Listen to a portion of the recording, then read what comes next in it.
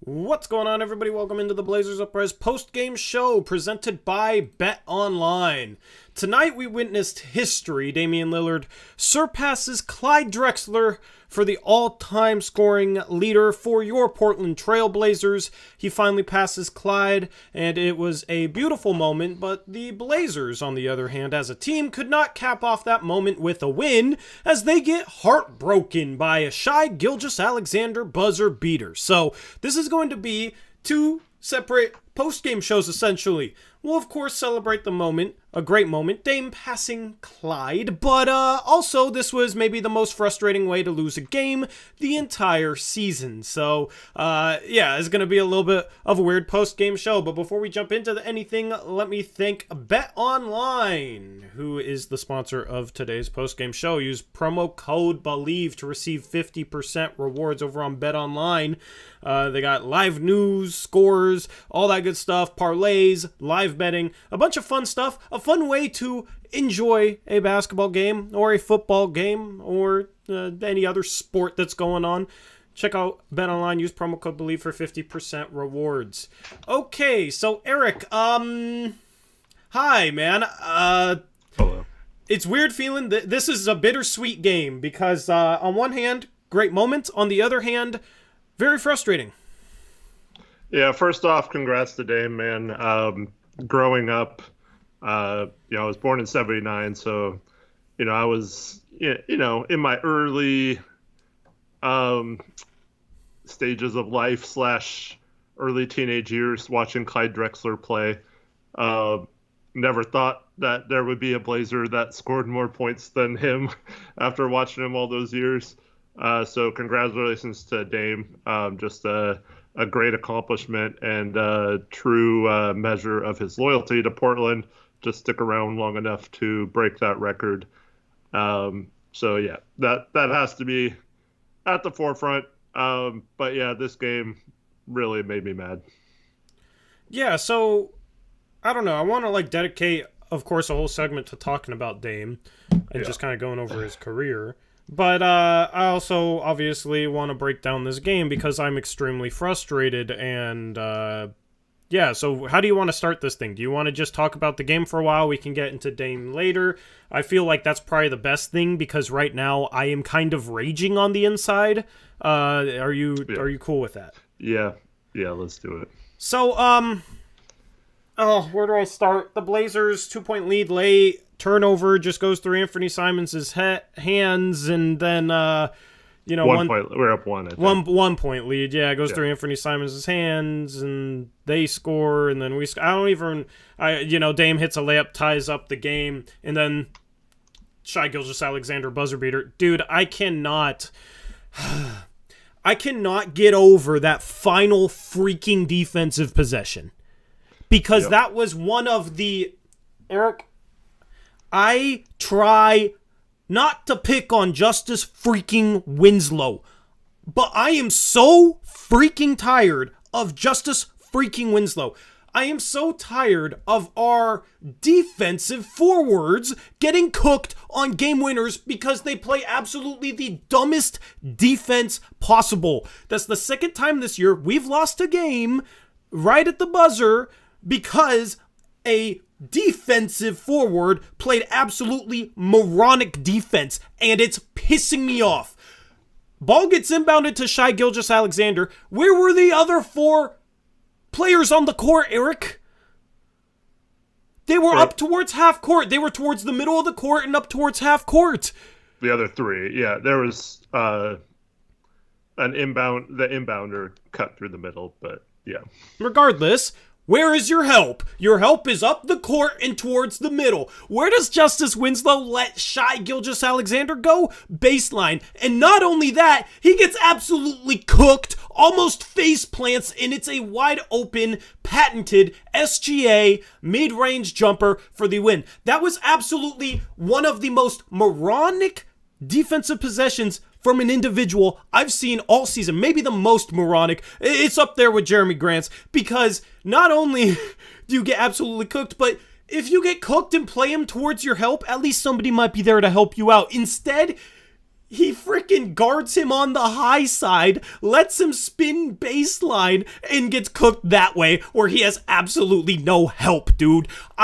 Justice Winslow, if he's playing in the playoffs, is going to be the downfall of this team. I was hard on him this past offseason. Most people didn't agree with me, but I am so freaking tired of some of the dumb mistakes he makes. He'll make dumb fouls, he can't make a shot, and he's not the defensive forward that people think he is, or else maybe he would know where his help is on an inbounds when he should have known that everybody's up towards the court. Okay, well, I should take away the baseline because I have no help there, right? You would think that a good defensive player would maybe think that when he has time to set up for an inbounds in a final defensive possession. But yeah, they ran some action which got Justice switched on to SGA. But I mean, come on, man. You got to know where your help is, and you got to play better freaking defense than that with the game on the line.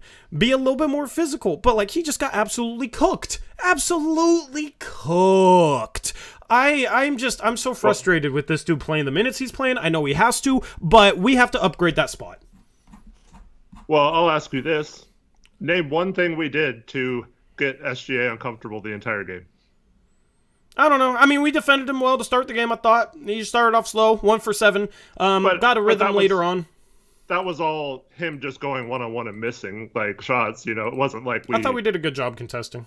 Well, yeah, like, contesting is one thing, but we didn't do anything to get the ball out of his hands, right? And eventually he starts adapting to what our defense is, and he starts cooking, right? And he starts get going. We didn't throw a single trap at him. We didn't throw a single double team at him. We didn't do anything to get him uncomfortable. So of course he's going to be comfortable shooting a pull-up mid-range with one-on-one coverage at the end. And even if you had him uncomfortable the whole game, he's going to make that shot with the game on the line if he's wide open like that. Like, yeah, but it probably doesn't come down to that. But here's my point. So what? Okay, go. Ball gets inbounded. Drew standing right there next to him. They have him trapped in the freaking corner. They have him trapped, Tori. He wouldn't have got a shot off. And Drew just leaves. He just leaves. Yep. And if he doesn't leave, like, he would have been there. Even if Justice gets cooked baseline, Drew would have been right there to contest the shot. He probably blocks it. We probably win the game, or goes to overtime or whatever. But like, why did Drew leave? I don't know. SGA is not passing that ball to Jalen Williams cutting, and if he does, Jeremy Grant's standing right there to help. Yep. Like, Jeremy Grant had the help on that. There was no reason. It's just really bad unawareness. And Drew gave up on at least 20 plays in this game where he just freaking stood there, didn't go for a rebound, got switched to someone, ran off and did something. I don't even know what the heck he was doing. I was watching him the whole game because I was trying to give him the benefit of the doubt to hope that he was playing good defense in this game. He was absolutely brutal. And everyone will point to, he had 2 blocks or whatever. Those blocks didn't mean crap because he gave up so many baskets all over the game. All he had to do was stand there and trap SGA, and we go to overtime. And he just runs away from the play. Like, I don't understand these two how guys, we can be so like unaware when it comes to defense. These two guys are going to be the downfall of this freaking team if they're not upgraded. And it's what I figured to start the season. And Drew's had some solid moments, and Justice has had some solid moments, but these guys should not be in the rotation for a team serious about trying to win freaking basketball games, because that final defensive possession was just absolutely moronic. Drew just vacating and leaving SGA on an island against Winslow when he could trap him in the corner. Winslow not playing SGA to his help and letting him go baseline, and then almost like falling forward on the spin move because it was so fast he couldn't handle it. And then it's a game winner, and then it's a heartbreaker. I am freaking tired of Justice Winslow. I am tired of Drew Eubanks. This is the perfect example for a game, Eric, that shows where we miss Yusuf Nurkic, because we got absolutely cooked this game. 123 points. And it was other guys. Drew Eubanks has a lack of awareness that drives me crazy, that a lot of the people that are fans of his don't notice. There was a couple possessions where he guarded Mike Muscala like Muscala couldn't shoot the ball when all Mike Muscala does is shoot the ball. He's basically Myers Leonard. And Eubanks, there was a couple times he just completely played off him. Drew Eubanks is not aware, he's not smart as a basketball player, and then Justice Winslow is just overrated in that regard as well, and just not a good basketball player at the NBA level either, and it just sucks that we have to have these two guys in the game on a final defensive possession. But the problem is that, it was the whole Justice Winslow plays our style of basketball. He's a Chauncey Billups type of player, blah, blah, blah, blah, blah, blah, blah, right? Like, he looked good and fit in during that 4 games that we won during last year. And then, Drew Eubanks had some good moments down the stretch. What stretch, though, did we have last year? We were playing tanking teams as a tanking team, right? So, of course, he might look good. He's basically playing in between an NBA and G League level, all right? When it comes to playing at an NBA level, Drew Eubanks is not a smart enough player. He can have a good defensive flash here or there, but, that dude's frustrating. Justice Winslow's frustrating. It's just kind of fitting that it culminates in a final defensive possession where both guys are just completely, lost mentally and get cooked. Yep. Joey says you don't want to hear what Chauncey says. Yeah. Nope, I don't want to hear what Chauncey says. Right. I do. Yeah. If you want load played 5 while we're talking about it, because I put the pictures in for that play. Yeah. Do you want to thank the donos while I load the play? Sure. If you have them ready. Make sure I can go. Yeah. So Kyle Wilson, $5 donation. Thank you, Kyle. I've seen guys at my local LA Fitness defend better than Eubanks and Winslow, and my LA Fitness is literally across from a Krispy Kreme. That last part's funny. Thank you for a laugh. I love that you added that last part. Blazers Jr., $5 donation. Thank you. Can we hold coach accountable on that one, too, for not calling a timeout to advance the ball and give us more space to inbound the ball? On which one? Well, I mean, he did call inbound? timeout on the time. I don't know. On the Ant play. See, people blame Ant for that, but, I mean, I don't know why him and Dame both went to the same spot, and Jeremy was throwing to Dame behind Ant. Ant can't know that, so that's not really on Ant either. It's just unfortunate. I don't know. I don't really blame anyone in that play. It was just a horrible time to have that turnover. But, yeah, I mean, you're on the side still. You have plenty of court on both sides to inbound. It shouldn't have been a problem. Yep. And they're going to foul right away once we inbound. So yeah, shout out Hyperprime, $2 dono. I really want to get to this play, Eric. Before we even talk about it more, Hyperprime, $2 dono says, who to blame more, Ant or Winslow? You talked about that. Nice. Already kind of addressed it. I mean, Ant outside, he hit those 2 threes, and then took like a terrible shot after that. Actually, the 2 threes he hit weren't the greatest shots either. He just made them. But yeah, we had really bad shot selection, I felt like, in the fourth quarter. And yeah, I don't know. He didn't have the greatest of games, but yeah, I mean, I don't know. Winslow, he had some nice moments with some offensive rebounding, tip-ins and stuff. Had a really good cut in the first half, but blew another layup. Didn't even hit rim on it again. Yeah, it's just rough with his inefficiencies. Yep. And then shout out Kyle Wilson, $2 donor, says Jacoby Myers has better game awareness than Winslow, which is hilarious if you saw what Jacoby Myers did yesterday. I don't know about that. That was one of the all-time boneheaded moves in the history of sports, but yeah. Yeah, I mean, the only better thing for Winslow would be thinking, or the only thing that would compare to that is Winslow thinking that they're up 3, so he goes and lets him have a lay-in when it's tied. Right. But, oh my goodness, Eric, let's just jump into this. Thank you, everyone, for the donos. Yeah, let's just jump into this final play, because we got it right here. I'm ready to go, Eric. So yeah, here they go. They pass into to SGA. Eubanks could easily trap him here. Like you mentioned, Winslow's playing topside for some reason.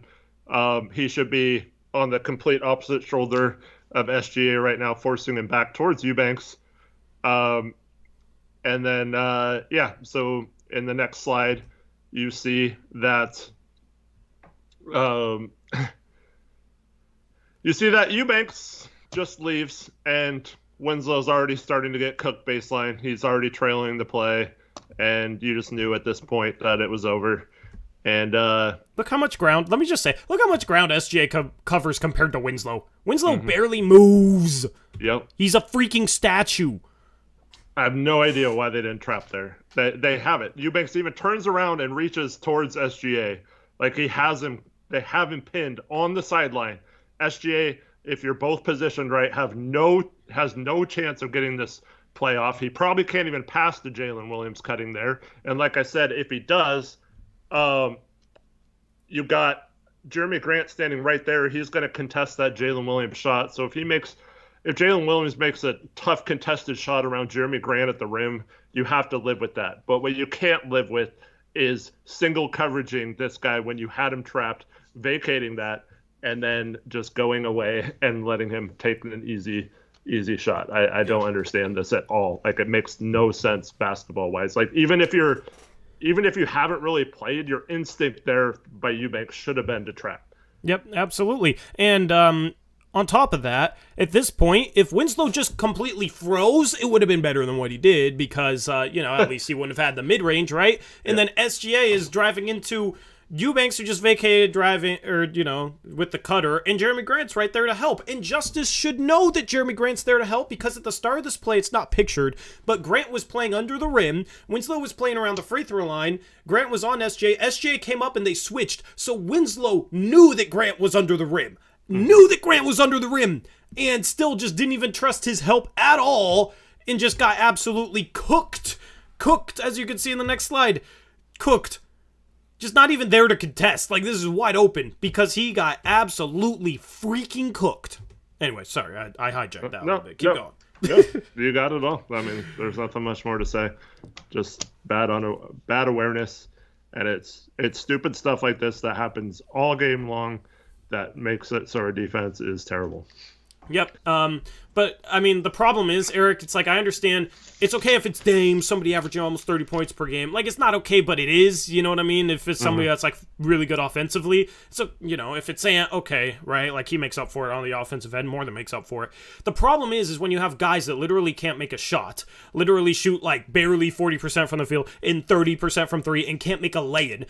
Guess what? Winslow freaking bricked another lane today. He actually made some shots, but he had a couple really bad plays in the second half offensively. One was the charge that you could have seen coming from 3 seconds before, right? And it's like, I don't know how Justice Winslow catches the ball at the three-point line. There's a defender standing still ready to take a charge, and he takes 2 steps and runs right into him. Like, how do you not see him between the free throw line and the rim? So that didn't even try to sidestep him or anything, just bowled right through him. Yep. That charge was terrible. And then he shot a reverse lay-in that didn't even hit rim. Like, I know it was contested, but you see the types of lay-ins Dame goes up with, right? I know he's not Dame, but Dame will, like, finish every contested reverse lay-in if he's able to get it off and doesn't get hacked, by the way, which the refs were awful in this game, I thought. But,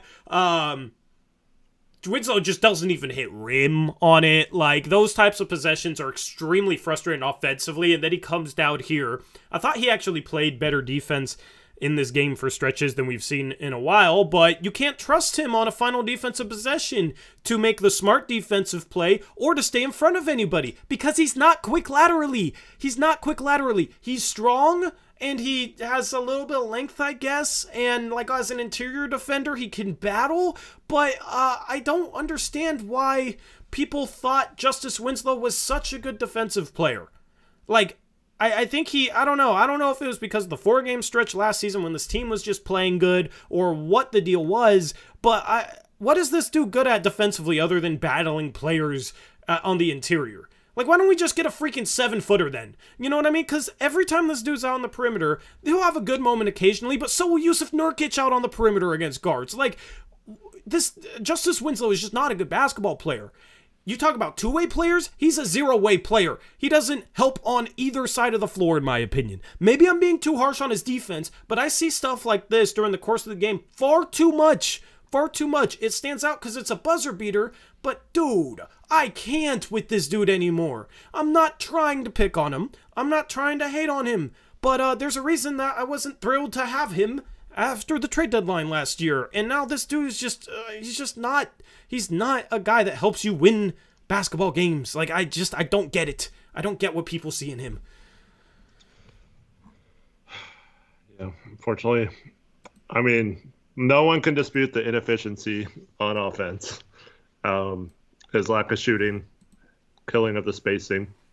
I mean, the only thing people can say is passing in terms of offense, right? And yeah, on defense, he's fine if he's the small ball center playing against a guy who doesn't like physical contact, like Domantas Sabonis in the first game. He had him in the post where he can use his physicality and stuff like that. I don't get why they treat him sometimes like a perimeter defender. And he's not a rim protector because he can't jump. So, just tough situation. And our bench got absolutely cooked in this game. They were terrible. We're up 10 when Dame subs out in the first quarter. All of a sudden, OKC's tied the game like a few minutes later.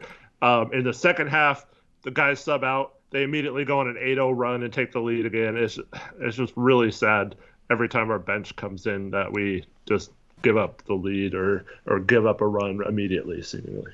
Yep. Our bench is absolutely pathetic. What I also don't understand is Sharpe has maybe his best half in a while, Eric, and then doesn't play the second half. Yeah, I mean, we don't know if something happened, I guess, but... I mean, did he get... Unless he got hurt. If he got hurt, okay, then that's why he didn't play the second half. But if he didn't get hurt, what the hell? He actually played defense in the first half.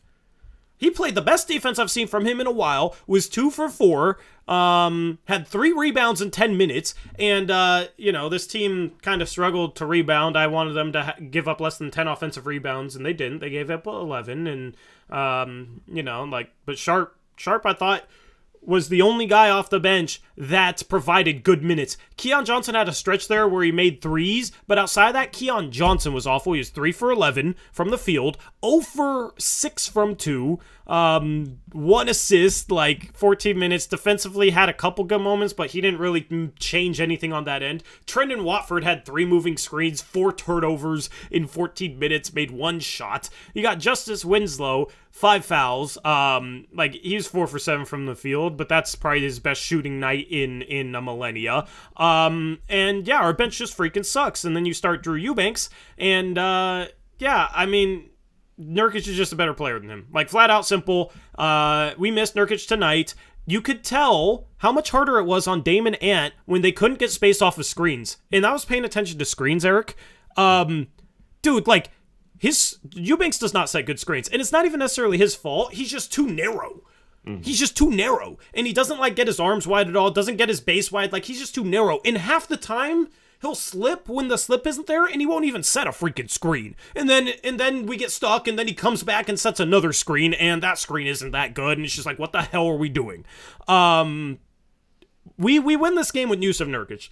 Defensively, though, it's people try and say that Drew Eubanks is a better defensive player. We gave up 123 points to the Oklahoma City Thunder. And it wasn't even SGA playing all that great. He was 10 for 24 from the field. He got to the line 14 times, made 14 free throws.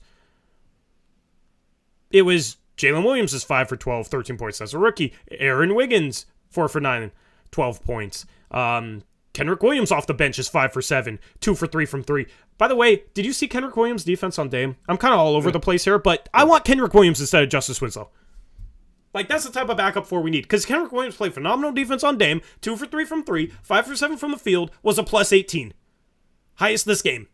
That's the type of backup 4 we need. Instead of a dude that does what Justice does. I don't know, take over. I'm just so scatterbrained right now. I'm just so mad. Oh, man, and then, the story of the fourth quarter was turnovers. We had 6 turnovers. Dame had 4 of them, I think. Just really sloppy with the ball. And, a lot of them were just completely unforced errors. Yep. So, tough loss. Oh, yeah. Mike Muscala literally is only going to shoot 3-pointer shots.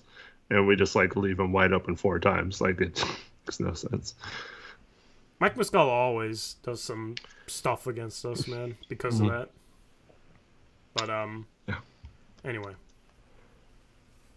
Tell me we can't look into Nerlens Noel. He makes too much money. Yep.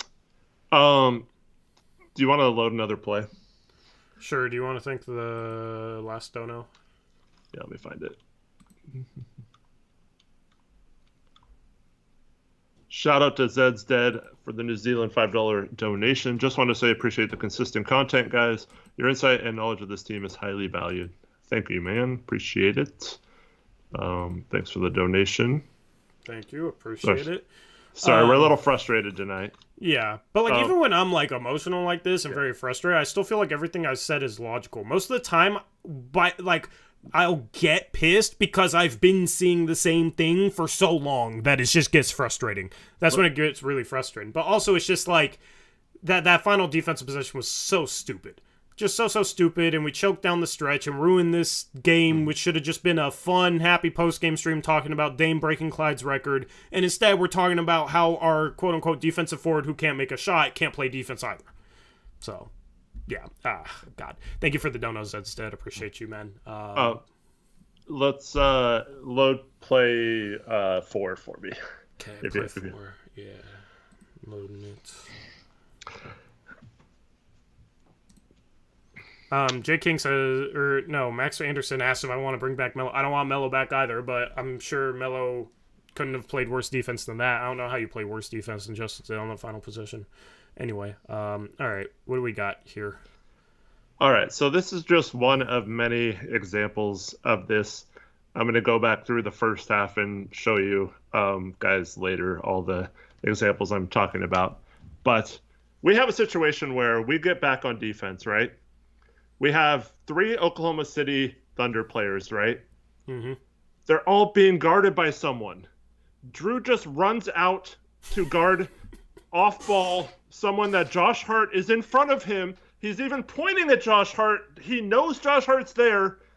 And he just, for no reason, this is our rim protector, right? He's our center. Mm-hmm. Decides to run out to the three-point line to guard someone off ball that's not even his man when he's already being freaking guarded. And he just leaves his guy wide open, the paint wide open. And you can see in this next slide that freaking, I think this is Poku. Yeah, Poku. He just goes and gets a dunk, and Drew has no freaking clue what freaking happened. Like, what is he doing? What is he doing? I have no idea. Like, I'm trying to figure out, like, what he was seeing here. But, like, like, that's not even your guy, dude. Like, we have defenders out there, man. Like, this is why our defense is trash and we give up 123 points to the Thunder. Yep, absolutely. And I'm going to go back to the main scene for a second just to ask chat this question. Chat, what are the rules of transition defense? What are the 2 things to focus on first with transition defense? I want to see if you've been paying attention to when I've said this in previous streams. This is a pop quiz, all right? We'll see if you understand this better than Drew Eubanks. Okay? This is just, that play is absolutely ridiculous, man. Ball and man, protect the rim, get back. Well, yeah, you need to get back in transition defense. Be scared and leave your man, says Devin Ford. Well, that was Eubanks' thought process, so nope. But it's okay. So yeah, okay. Here's the 2 rules, Eric. Here's the 2 rules. Since it's ball and rim. Yeah. It's ball and rim, then rotate out to your man. All right. Okay. Rule number 1 is stop ball, right? Yep. You always stop ball, right? Yep. That's number 1. Yep. Okay. If Drew was going to SGA here to stop ball, I could maybe say maybe he didn't see someone and he's going out to SGA. But he's not even going to ball. He's going to someone off ball that's covered already on the perimeter with 3 other Blazers over there and not getting his man. It makes no sense. That's what's frustrating to me too as a big man is, like, first, stop ball, right? Second, protect the rim. Like, if you don't know exactly who you're guarding, get back to the rim, because the worst thing you can do is give up an open layup. At least if they pass out to shooters, you can rotate out and contest, and at least instead of it being a dunk, it's a 3, right? You'd rather give up a wide open 3 than a wide open dunk. So that's why it's ball, then rim, Then rotate out your man. Now, you don't want everybody off ball running to the rim. You know, if you're matched up, you're matched up. But in this sort of situation, if you're Drew, you just need to get back to the rim and then filter out. If your guy's out on the perimeter. Like, this makes absolutely no sense as a big man. This is absolutely ridiculous. You see Dame pointing to him. You see a Thunder player pointing to him. What is Drew Eubanks even pointing at? Hey, what Drew's not guarding that guy. Throw it to him. What the oh, what a cuss. What the hell? No, what the... Ray asked, does Chauncey tell Drew to do that? There is zero chance Chauncey wanted Drew to be out on the perimeter in this situation when the Blazers already have this play covered. Oh my god. I mean, this is, yeah. I mean, this is like one of the worst things I've seen all season. But, yeah. This is bad. I'm kind of speechless, actually. There was another... I forgot which play it was. I didn't get it, but I want to go back and get it maybe on video form and do it on a tweet or something. But there was a play where he almost ended someone on a dunk, and he made it, right? Yeah. And he was like feeling himself. You know how he does that primal scream? Yeah. And he didn't get back on defense, and his man scored right away. Oh, and you don't have it? I want you to have it. Oh, yeah. God, because that pisses me off, man. Yeah. Because you're basically putting your own, like, hype over the team's success. Like, but, no, that's just fucking terrible defense, dude. I can't I don't understand. I was not focusing on Drew Eubanks as heavily as you were, but, yeah, this play pissed me off. There was multiple plays that pissed me off, and it was kind of just like, I don't know. I was trying to give him the benefit of the doubt as the starter, but he's not a good defensive player. He's just not. I don't understand. Like, the whole switching stats, I don't know what context is behind it. I don't even believe that stat because I've seen him get scored on switches.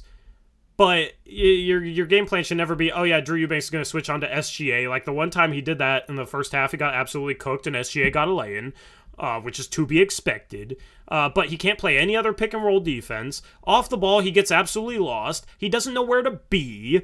He doesn't make shots outside of like 3-4 feet.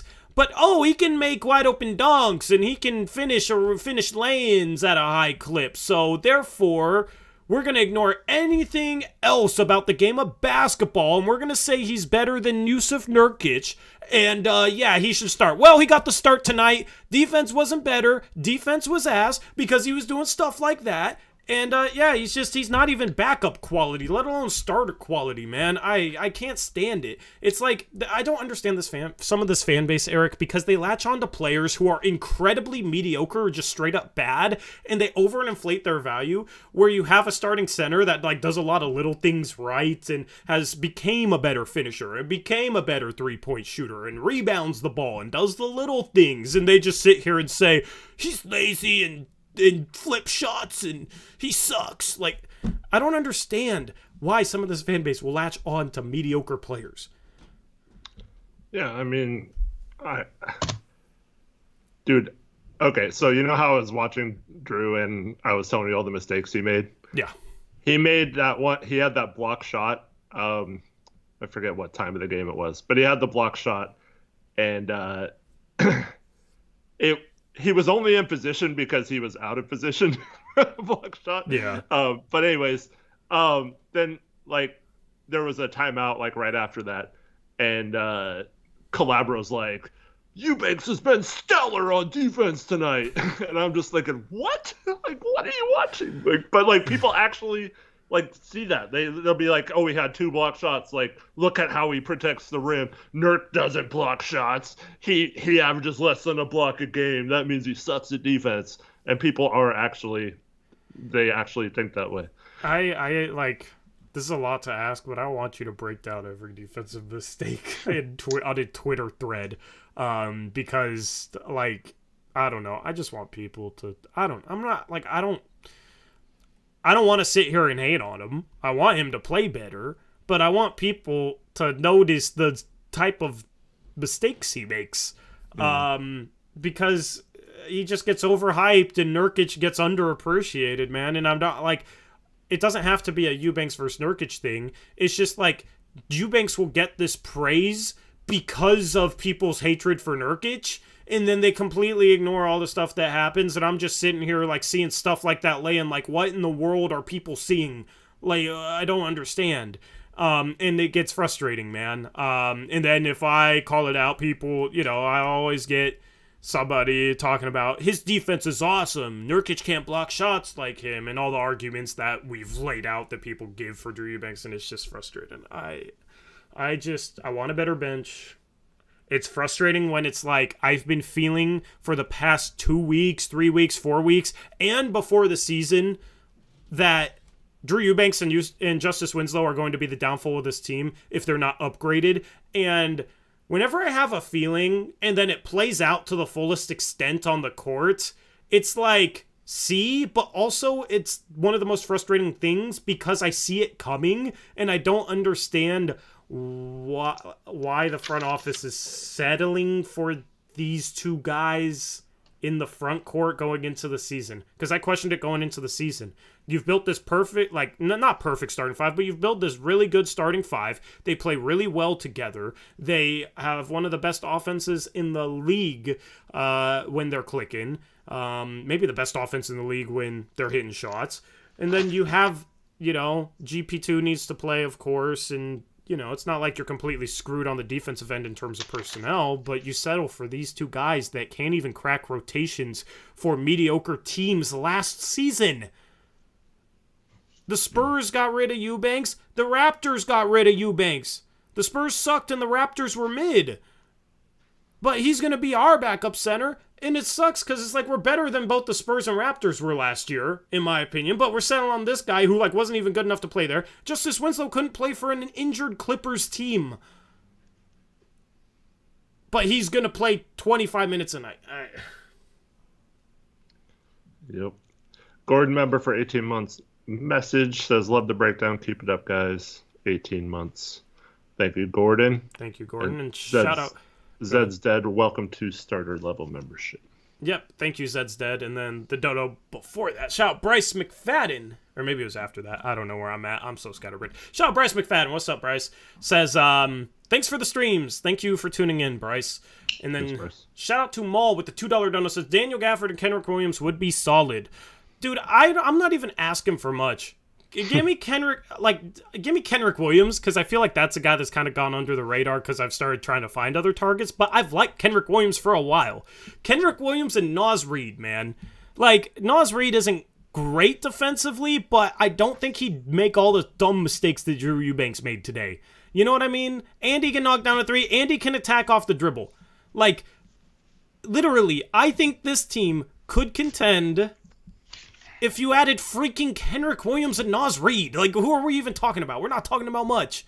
That's why it's so frustrating for me. Because it's not like we have to do much to get there. It's not like we have to add Pascal Siakam. It's not like we have to address our power forward situation anymore. It's funny because Siakam might be available now and we've fixed our power forward position with Jeremy Grant. Like, we've solved the harder to solve issues. We have one of the best perimeter defenders in the league, also with GP2 once he plays. But we were just stuck with play Justice Winslow and Drew Eubanks. Yeah. And even if we have to play him, I don't know, those guys are playing. I mean, obviously tonight Eubanks has to start and play, and Winslow has to play a lot. But like, even when we had our rotation, our normal rotation, I still feel like both of those guys are kind of low minute, high energy guys at best. So we need to find a way to keep their minutes down. But unfortunately for Chauncey, he doesn't have a lot of options right now.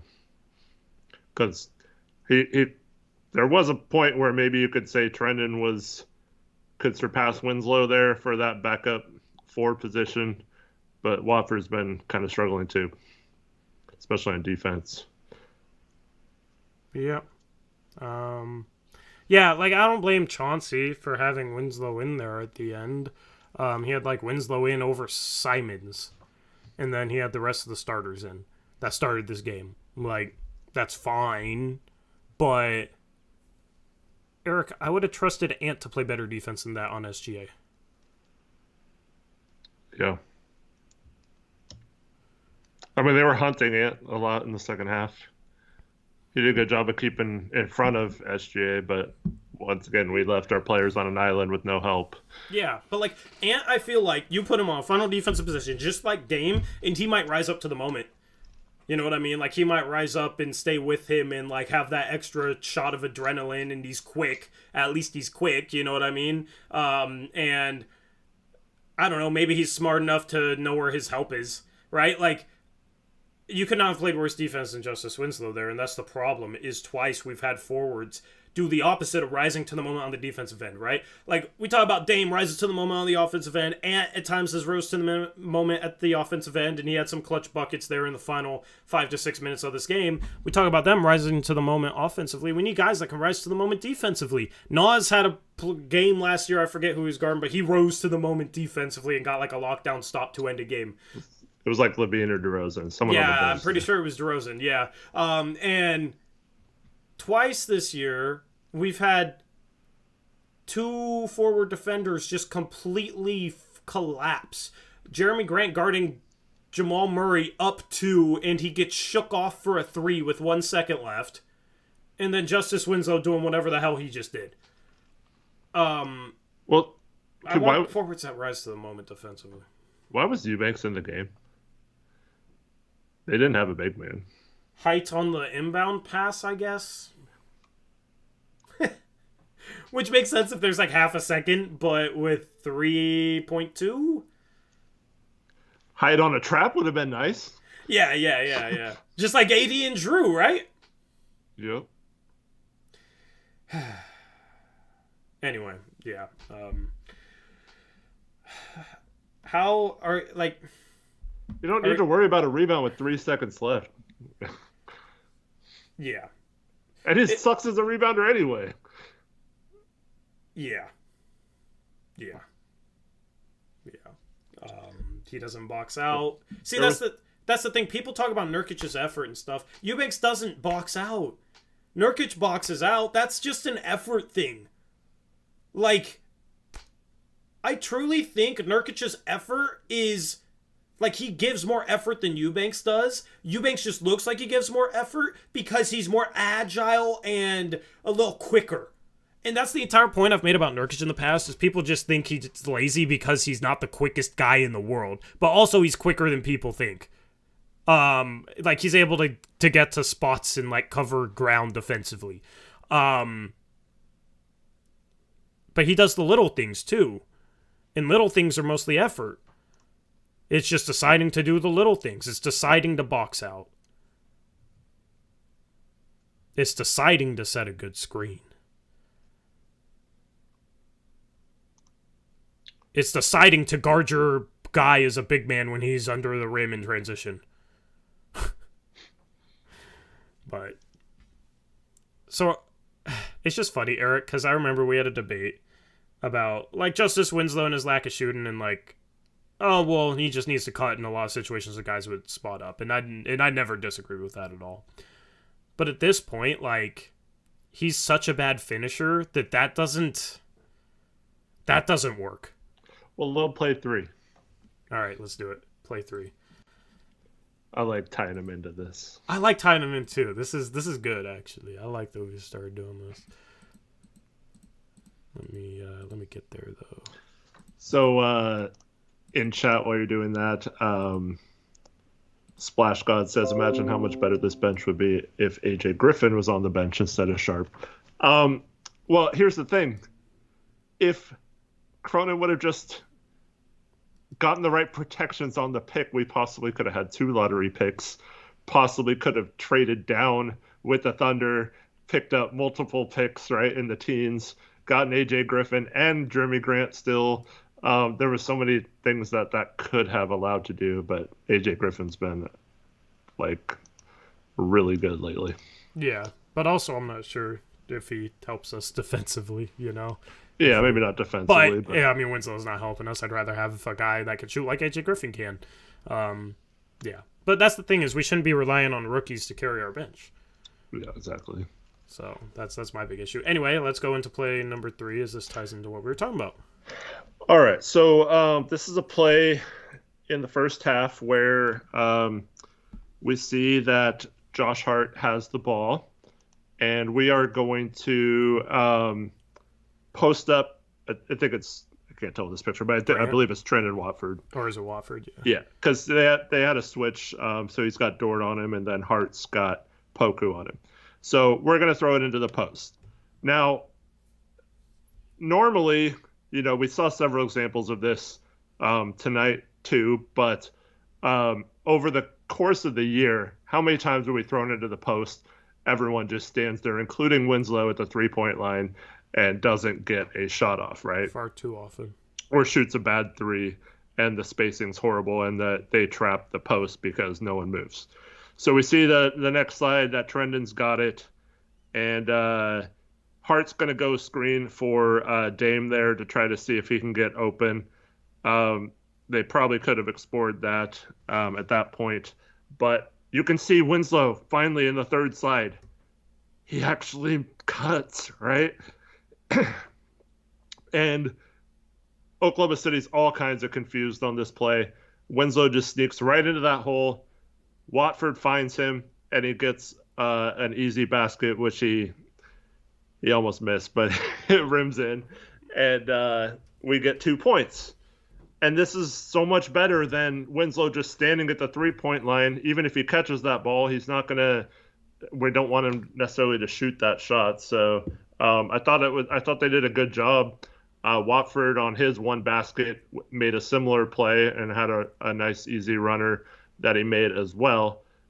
So yeah, it's just a case where I wish we would exploit some of those kind of cuts out of the post, especially where you could just post Jeremy up, and instead of making him try to score on several defenders, you just need someone flashing to the middle like that. Yeah, and it seemed like we made a concerted effort to do that in this game. Like, I saw multiple plays with it being different guys that were making this cut.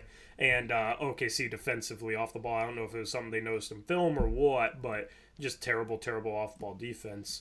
At the same time that, I don't even understand what this defense is. Like, why are they hugging each other and I don't know. canceling each other out? Yeah. I think they were worried about a sharp lob. Yeah, Winslow almost missed this, man. I thought when he shot it and it hit the rim, went up against the backboard, came back down onto the rim, and then went in. I thought he missed it. And that's the type of shot Winslow misses too much. Like great cut. I just wish he could finish more of them.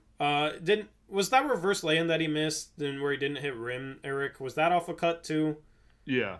Yeah, like the problem is just on average, like he's not even finishing at a high enough clip off his cuts to even like it be a thing where he can make up for his lack of shooting. You know what I mean? Like, so yeah, great cut. I like that we did that in this game. But I don't know. I can't find nice things to say about Justice Winslow, man. I just can't. Not tonight. But did you notice like Sharpe made that cut? I believe once or twice. Yeah, Watford made it. Watford made it. Yeah. So I like that we did that in this game for sure. Mm-hmm. For sure. Yep. Anyway, what's your opinion on? Like your official opinion, like put it on the record with our like backup 4, backup 5, and how hard we should try and upgrade that, or how much we need to upgrade that in order to have a chance of making a run in the playoffs. Well, obviously, you need to upgrade at least one of the two. It's like I've been mentioning this pretty much every post-game show recently. To me, it's starting to remind me of every time Cantor and Melo came into the game, right? Everyone could see, oh, great, here goes our defense. Here goes our shot selection on offense. So this is the point where you begin to question like how we can be a winning team if we continue having to put them in these positions. So like I said, maybe you get away with one of the two, but you definitely have to make a move. And the problem is everyone wants, big names. And they think that's the answer. But in reality, it's got to be someone who is somewhat reasonable to get without giving up. Like if they cost a first and would put us in the tax, they better be a dang good player, or I just don't see this team making that move. So it's got to be someone who makes relatively close to the minimum and who could possibly be acquired for like second round picks and a couple of lower salary guys. Yep. Anybody making like $15 million or more or something like that, you're not just going to be able to easily trade for him to add him to the bench, because you're probably going to have to trade Hart or Nurkic for him. Like, people throw out Miles Turner. Miles Turner's making almost $20 million a year. You're going to have to trade out like 18 mil, 17, 18 mil. And that's a little bit more than it takes to match, but you're also hard capped. So if you do like a 4-for-1 trade, you got to sign 3 guys and stay under the hard cap, which is 157 million. Our salary is about 150. So you can't just take on, $10 million of salary after signing the 3 guys that you have to sign after doing a 4-for-1 trade. So, like, Miles Turner is not the answer at all, because it would take multiple first-round picks to get him, and you'd have to trade Nurkic or Hart. So it needs to be bench guys, just unheralded guys. Like, Kenrich Williams isn't a flashy name, but I've been saying his name for a while. Wasn't Kenrich Williams impressive tonight? Mm-hmm. Like, he played great defense on Dame. On and off the ball, I thought, Eric. Yeah. You can make the case he played better defense on Dame than Lou Dort did. And Lou Dort's a good defender, but I went into this game like, other than Lou Dort, I don't know if you can trust anyone on that team to guard Dame. I forgot about Kenrich Williams. Because Kenrich Williams can guard 4 positions. Wallace, the Kings aren't trading Domantas Sabonis for Nurkic. Why would they do that? Why would the Kings do that? How does that help our defense at all? Because our defense is the biggest problem right now, and Nurkic is a better defender than Sabonis. Stop spamming your trade in chat. Because, dude, trust me, like, if we're not responding to your trade, a lot of times it's because it makes no sense. That makes no sense. And again, 0 sense. For all of you saying Hart's got to go, I'm trading Hart, like, get rid of Hart. That doesn't help the bench, like Tori's saying. That makes sense. I would love to have Hart off the bench and have a better starting 3 than him. Right, that would be amazing. If you had Hart and GP2 off the bench with just like a stretch 4, I think we're set. Mm-hmm. But, like, trading Hart for what?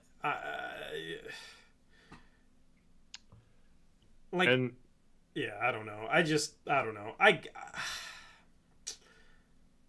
don't know, man. But see, like, this is the problem. Kenrich Williams was available for several years. Anyone could have signed him.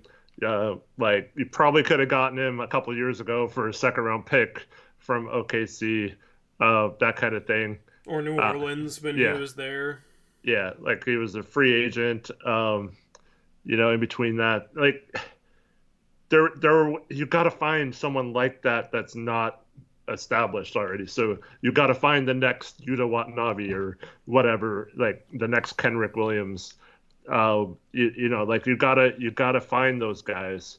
And unfortunately, we're hoping that Watford would be one of those guys this year, but he still could be. Yeah, I'm not like sour on him completely, but definitely need to find that kind of guy before they get to the value where you have to give up a first for him or you have to go in the tax for him, because that's when you start having to give up assets for guys who aren't necessarily ceiling changers. They just help your bench out a little bit, and unfortunately those aren't kind of guys you should have to give up a lot for, and teams that do often it makes it look like it's a bad trade. Look at the Aaron Aflalo trade by the Blazers when we had no bench that year. We had one of the best starting lineups in the league, and we basically sacrificed a first that ended up being Malik Beasley, I believe, and then Will Barton and it was like Thomas Robinson and someone else. We ended up sacrificing those guys for Aaron Aflalo, and it doesn't really help because we had injuries to Wes, of course. Like, who knows what happens if that doesn't go down. But, like, you need to find, like Robbie mentions, a trade similar to the Rodney Hood trade where we give up a couple minimum contracts and a second-round pick or two, and you get a guy who can absolutely step in and be that sixth man or seventh man off the bench. Yep, absolutely. Somebody tossed out Thaddeus Young and Otto Porter Jr. The problem is combined they make $14 million. Now you could use the trade exception to absorb Otto Porter Jr., but you'd have to trade Nas for sure. It'd have to be like Nas and Winslow. Okay, we got a moron in frickin' chat. See, this is the type of stuff, I talked about this last postgame show, but this is the type of stuff that just, like, drives me crazy, and this is why I empower people that disagree to actually come up with basketball arguments, because we'll always have these people come in chat and say, can we just come to our senses and realize this team is not winning anything? Well, we're 17-14, and we've won more games than we've lost, so already that's a completely BS statement. And then... So I point that out, and they say, yes, bottom 8 to 9 seed is that where you're comfortable with the clown emoji. Okay, clown. We are still, what? Are we in 8th yet? Because we've faced one of the hardest schedules in the league. We've missed Dame half the year, and we're still not even in 8th or 9th. So what you're saying makes no sense. If you think we suck, come have a basketball conversation. But the people coming in chat that say, can we just realize this team sucks? You're not saying anything. You're just trolling. Just go on Twitter. That's what Twitter's for. That's what the people that just sit there on Twitter and just say, this team bad, this team sucks, we are terrible, we should be embarrassed, and all that type of stuff. Like, that's what Twitter's for. If you want to come in here and have a disagreement because you have a basketball argument, make a freaking basketball argument. Otherwise, just shut up. Anyway... Thad Young and Otto Porter Jr. would be interesting, Eric, because they'd be a backup 4 and 5. Mm-hmm. The problem is we'd have to go into the tax. You could use the Roco TPE to absorb Otto Porter Jr., but then you'd have to trade Nasir Little and Justice Winslow for Thad Young, who makes $8 million. We'd stay under the hard cap. Toronto would shed salary, and if they're going young like Nasir Little, maybe you add a couple second-round picks. That could be interesting, but you'd have to convince Jody that that's worth going into the tax for. Yeah, I don't know. Those are the type of players that's worth going to the tax for. Otto Porter Jr., I think he's barely played, if at all, this year, too. He's someone who's been very injury-prone as well. Yep. But still, I would take him over Winslow, and because Otto Porter Jr. can hit a 3, and like defensively, I think I don't think he'd be worse than Winslow. And then Thad Young can pass and play make and kind of honestly play a Winslow like facilitary role. Thad Young's like passing and ball handling has really improved a lot over the past few years. He'd be more the center, but he could kind of replace some of what Winslow does, and then is just a bigger body and I think better defensively than Eubanks would be at that backup center spot. So, that would be nice for sure. But like those are the type of guys to talk about, not Miles Turner because he makes too much and he's not gonna want to come here and be a backup. But also Eric, I want your thoughts on this. I want to ask you. Has there ever been a situation with a team in the past decade or so where they have taken a player who was like a top draft pick, like a lottery pick or a top 10 pick, and they hadn't panned out over 5 or 6 years, but then a team picked them up and turned them into what they were supposed to be coming out of college, or like got their career back on track to what people thought they could be in terms of them being a lottery pick? Does that make sense? Does that question make sense? Yeah, I mean, I'm sure there are examples of that. There's definitely players who go to new situations and thrive under a new team or whatever. But yeah, there's not a lot of examples of players that just like became stars when they weren't like, a star their first few years. Yeah, Bol Bol is an example of that happening to someone, but he was a second round pick. Mm-hmm.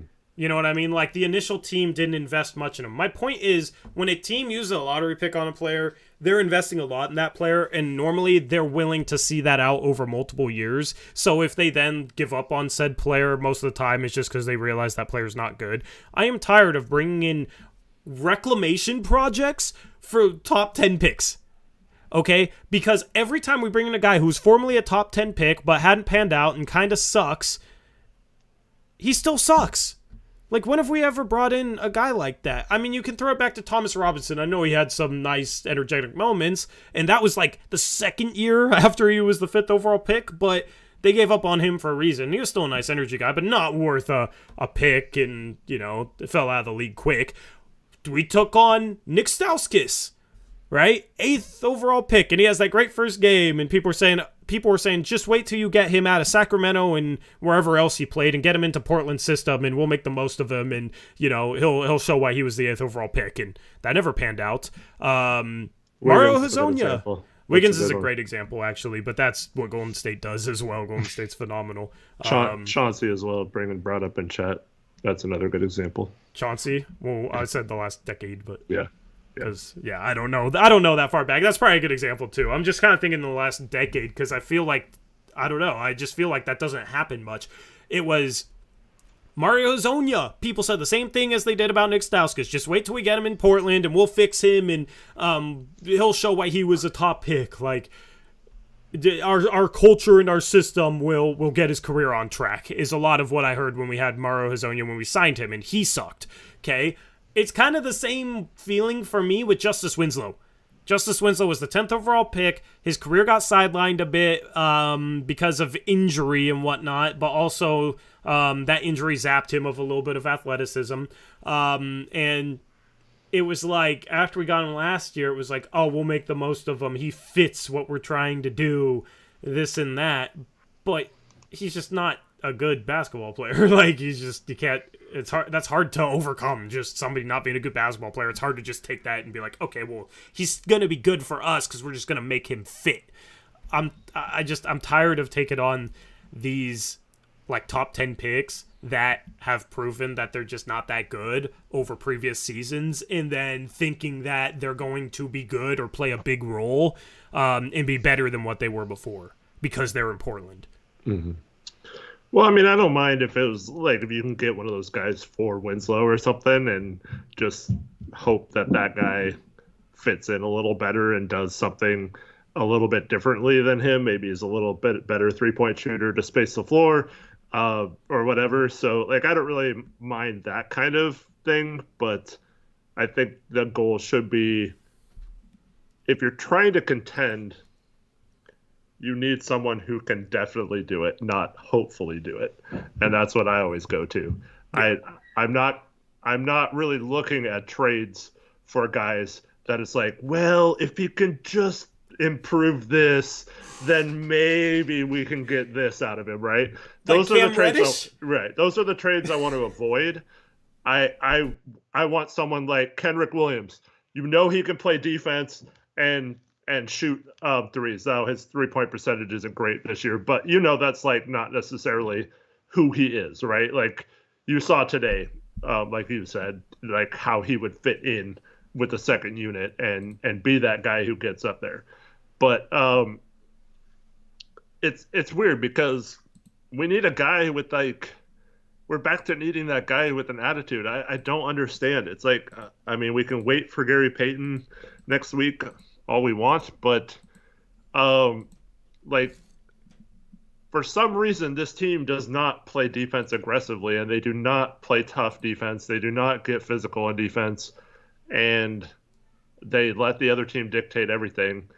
And I think we need someone who, even if the coach schemes aren't great at facilitating that, is still super aggressive and gets in people's face and holds people accountable on the floor for messing up and stuff like that. So that's hard to find, though, with the parameters of the trades we set up, though.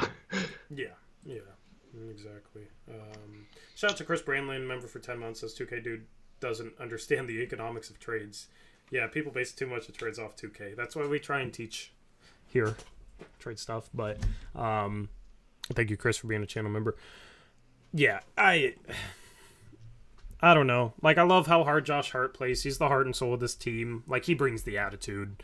And that's why even if it's for a better player, I'm very hesitant to trade him because, A, I think he would be the perfect role player off the bench as like a six-man that just does anything and can fit any role you need.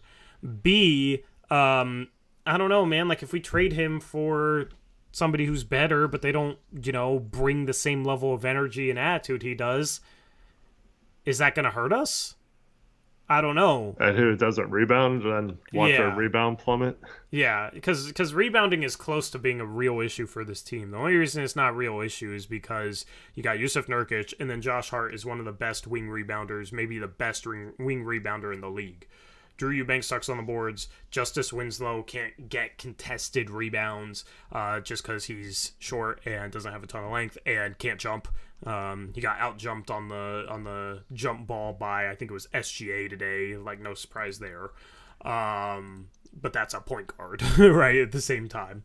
And then, yeah, I don't know. Like, if you trade Nurkic for Miles Turner, we're a bottom 5 rebounding team automatically. You cannot be a subpar defense and a bottom 5 rebounding team, no matter how great your offense is. Because then it's like, when you are actually going to get stops, you're not getting the rebound.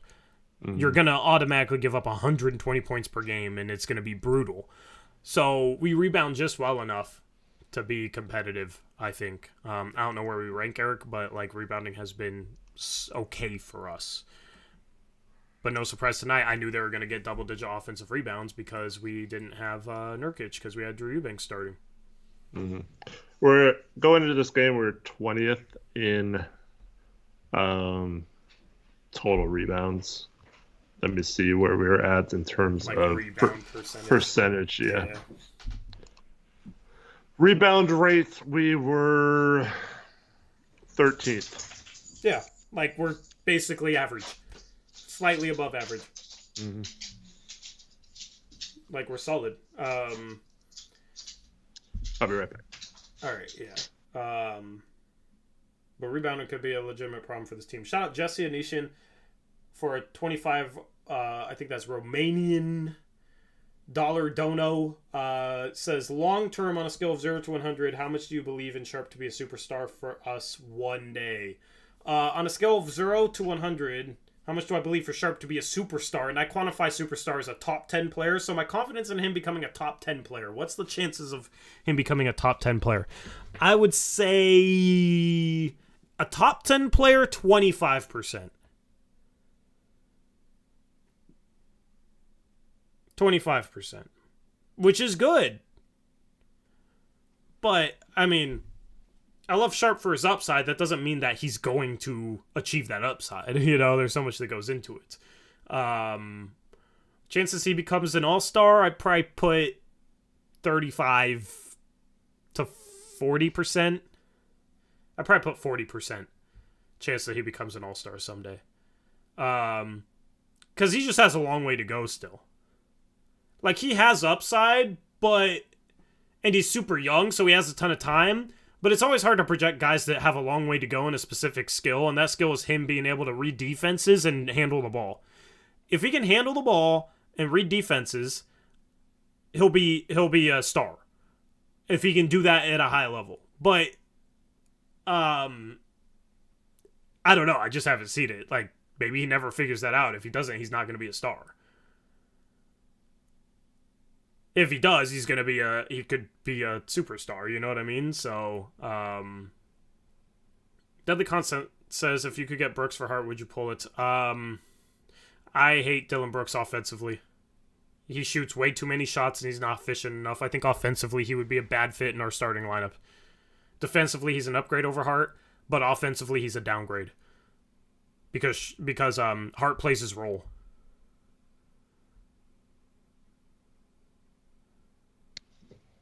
Anyway, there's a question on a dono, Eric, that I want your answer on. It was from Jesse. Thank you once again, Jesse. He asked, long-term on a scale of 0 to 100, how much do you believe in Sharpe to be a superstar for us one day? Superstar, I'd say it's, I don't know, 20 to 30, which I think it sounds low, but that's pretty high if you're saying superstar. Yeah. Did you hear my answer at all? No.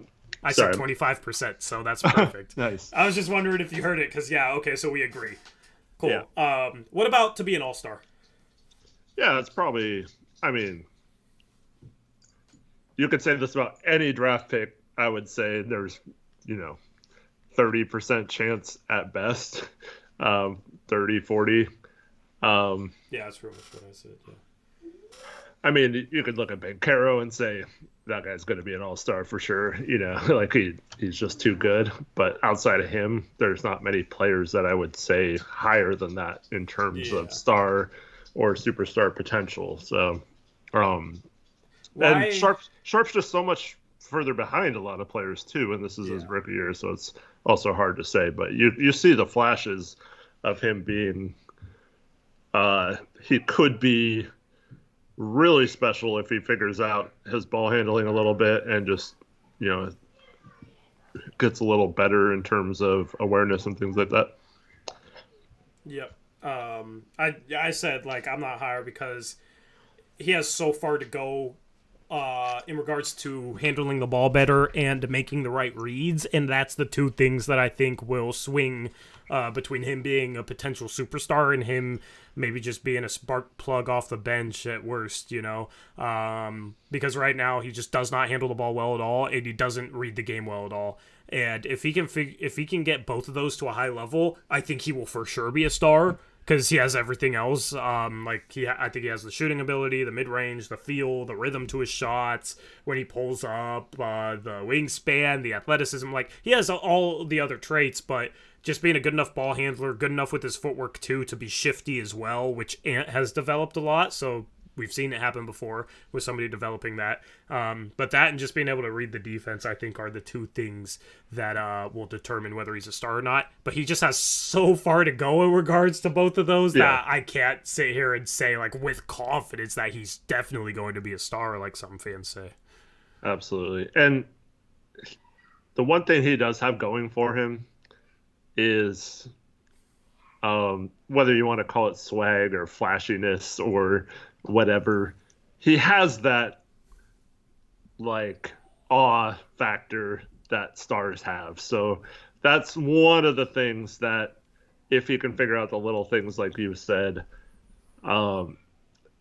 he does have a flair for the dramatic, and he can do some amazing things on the court. And those type of players, like Vince Carter, for example, wasn't necessarily like the best actual player, like a star player, if you just look at his game without the dunks, but like his, jaw-dropping dunks, like, just made him a star. And then as his game started to come along to match that, he took it to a level. He's like a Hall of Fame player now, but like, that wasn't always the case when he was young. Like, you couldn't say like, oh, he's for sure a Hall of Famer, for sure a superstar, outside of his flashes of athleticism. Yeah. Well said. So I just wanted to say if we're on the same table with that, we funny. are, Sorry, my wife just got home from work. I had to talk to her for a second. It's all good, man. I don't know. This game was so frustrating. Wallace, if you keep spamming the same thing over and over again in chat, we're going to put you in timeout and or ban you. We have a rule not to spam chat. You post the same thing constantly, that's spam. All right? We heard you the first 3 times you said that. Anyway. Where do you... I'm also going to ban anyone telling me that I need a haircut or anything like that, because you're just being an asshole. So, 5-minute timeout. Not ban, but 5-minute timeout for you. I have a headache. I'm not going to wear my hat because I have a headache right now. Actually, I'm going to take some ibuprofen because I got a headache right now. Eric, where do you want to go with this postgame show? I do have a couple other plays if you want to get to them. Sure. I just have to take these ibuprofen pills because, man, this team gave me a headache today. I'm feeling physical pain because of this team. Also, I was going to get a haircut today and just didn't get around to it. So, yeah, I know.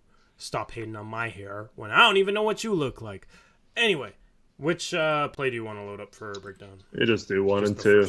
The first couple is all we have left, so. It's the first two plays of the game. Okay, play number one. What do we have? So it's downloading. It is still. Okay, yeah. We're good now. Okay, what's up? All right, so Thunder get the tip, right? And I was interested to see how we'd come out guarding them. Of course, as we all know, Jeremy Grant's going to be on SGA here. And we got Dame on Jalen Williams. We got Eubanks on Poku, of course. And they're just going to give the ball to Poku. And they're going to pretend like Jalen Williams, he's going to go around Poku and pretend like he's going to set a pin down screen for SGA. And instead, it's a screen by SGA for Jalen Williams design cut. And they get a wide open lay-in, and actually Ant fouls him. So they get an and one first play of the game. But I want to just freeze here on the last slide. And this is just something I've been talking about all season.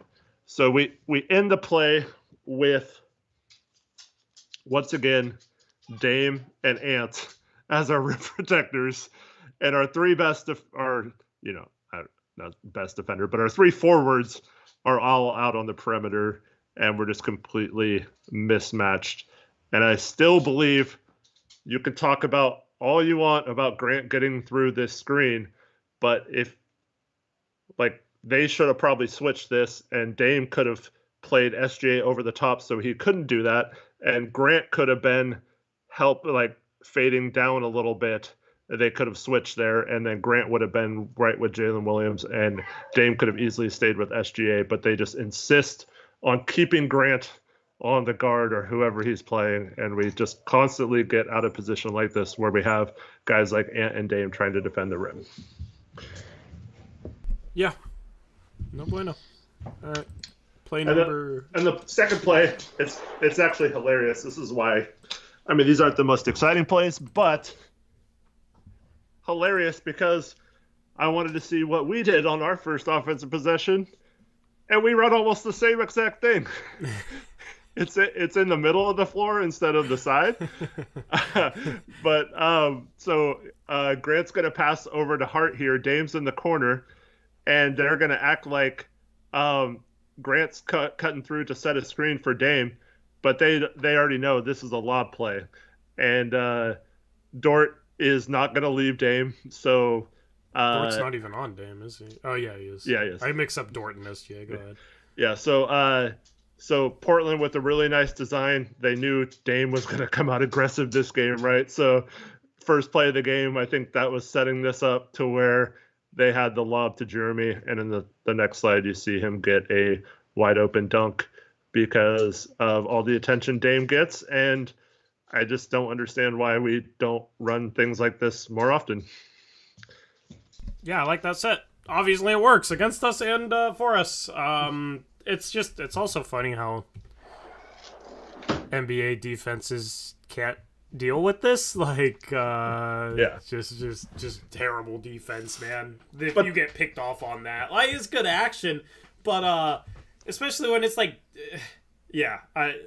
easy switch. But here's the thing. Here's what the Blazers do. If they switch, then you got Dame against Jalen Williams. You like that matchup more if you're going to isolate. This is why I like running wrinkles into isolation instead of just settling for isolating against the best defenders. Is A, if this is open, it's dunk. B, if it's not open, a lot of times it will be because they have to switch, and then you got an easier defender against Dame. A worse defender against Dame. So there, better isolation opportunity then. So that was my issue with the pass with Stotts, was he just settled for isolation and didn't run enough good wrinkles like this. And I wish we ran more wrinkles like this now. Well, okay, so this is the problem, though, with you say you expect teams to play better defensively. Teams still have to stop Dame. How physical and how pressed up are they on Dame this whole game, you know? Yeah. And we were the same way. Like, we sold out to try to stop SGA. Now it didn't work. But like the gravity those players have causes these plays to be open if you run them. And if they adjust, then like you said, you get Dame with a mismatch, or in some cases you get both guys going with Jeremy here and then Dame's wide open for a three. Yep. The guy guarding Grant here. The best way to guard this is just the guy guarding Grant to back up into the paint, and then if the lob's there, he's at least close enough to try and get a hand on it. That's how you guard those plays. So the play that we saw with Dame getting back screened, it was a little harder because it was closer to the baseline. But anyway, interesting little wrinkle. So Jordan Parker wants to push back and say, or you could just have your guards play better defense. End of story. That's not the end of story. What does that even mean? Like this play. So what? Okay. So how do we go about that? No, I'll entertain this. How do we go about that? So Chauncey just needs to go to Dame and Anthony Simons and say, hey, you guys need to play better defense, please. And then they'll be like, okay, Chauncey, we'll play better defense. And then they just go out there and play better defense. End of story. Is that so? That's what we need to do. Well, load that first play back up. Sure. I mean, if there we go with the animation we haven't seen in a while. So beautiful. So beautiful. Didn't mean to play it, but okay, sure. All right. So, I'll ask Jordan Parker here in chat. Just okay. Let's see where it's loaded up. Yeah, I mean we're here. Yeah. Okay. So, what specifically should Dame have done here to stop Jalen Williams? Is that on him? That he has to go through Jeremy Grant? This is like I don't understand. Like, Dame can try to stay connected, but it's really hard to stay connected on someone at this position. Like I said, they should have switched, but that's obviously a scheme thing. They want Grant to stay on SGA and not switch there. Grant should have been the helper here. So this is not on the guards, really. This is just us continually to put the guards in a bad position. Like, I don't know what could the guards have done better here. Yeah. On that exact play, they should have switched. Yeah, so it's not the guards.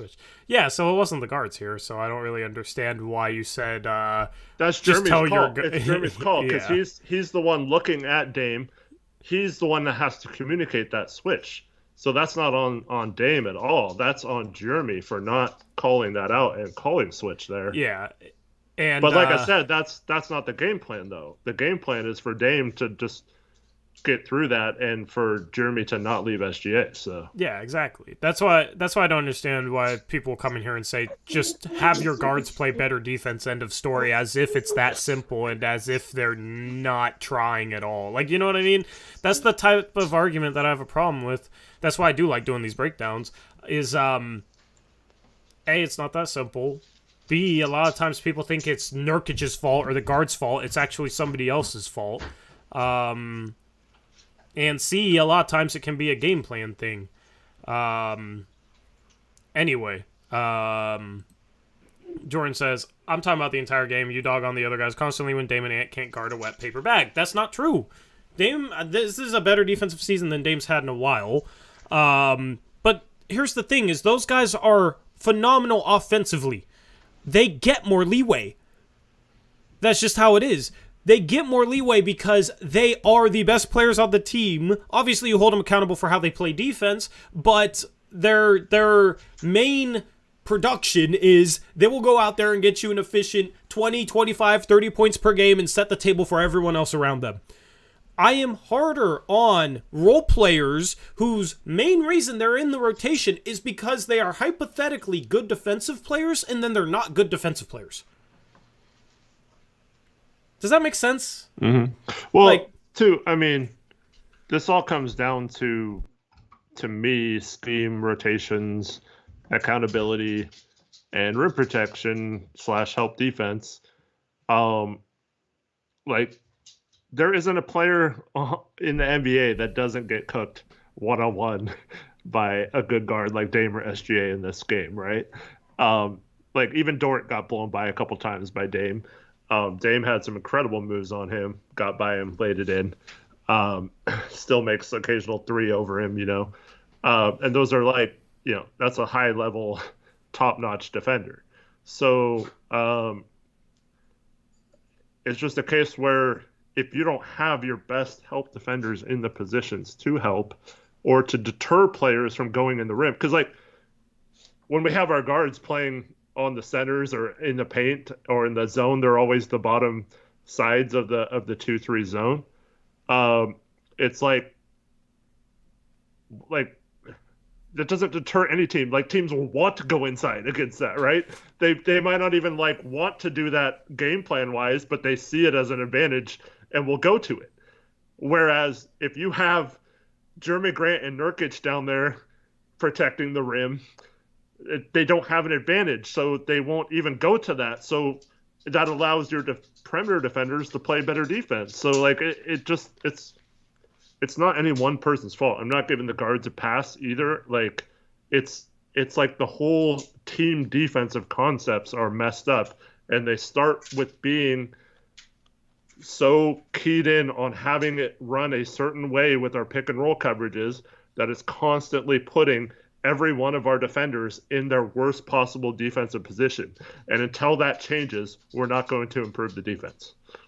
Yep, absolutely. And it's a lot harder to say anything about anyone's individual one-on-one defense too when they're not in the right positions to make the right defensive play either. Yep. There's another comment that says Ant was guarding SGA a ton in this game and got bodied. Where was help Jeremy Grant in those instances? Well, a lot of those plays was a lot of like stop and pop mid-range stuff. It's kind of hard to help from guarding the guy in the corner when the offensive player isn't getting all the way to the rim.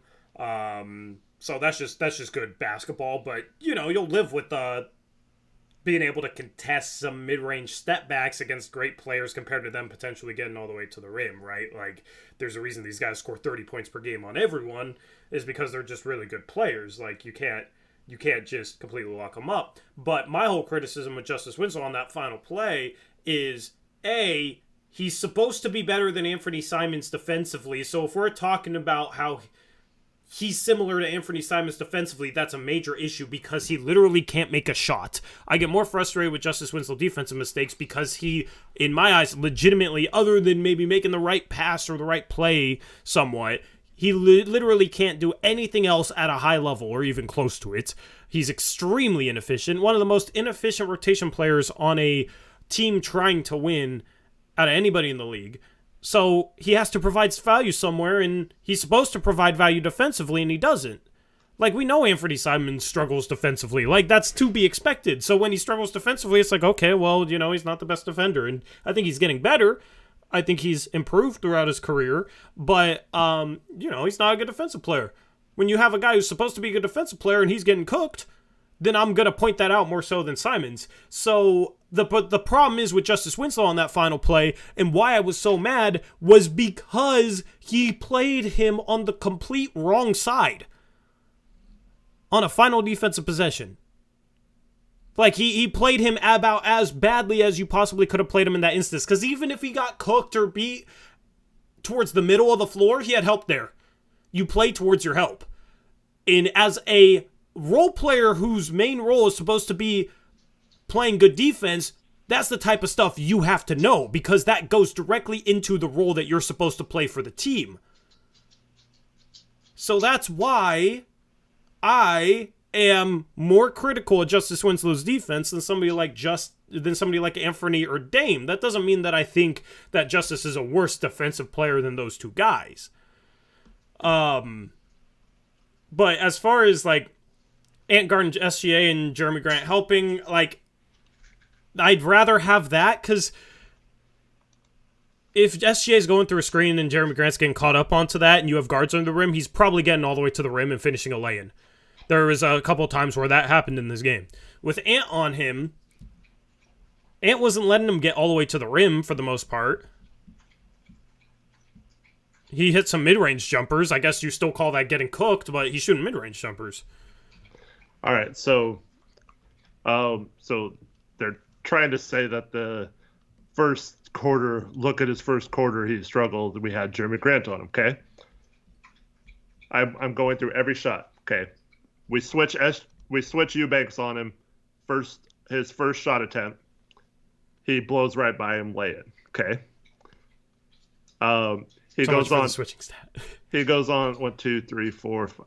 So his next 6 shots in the first quarter, he misses all of them. Okay, So next time, gets the ball.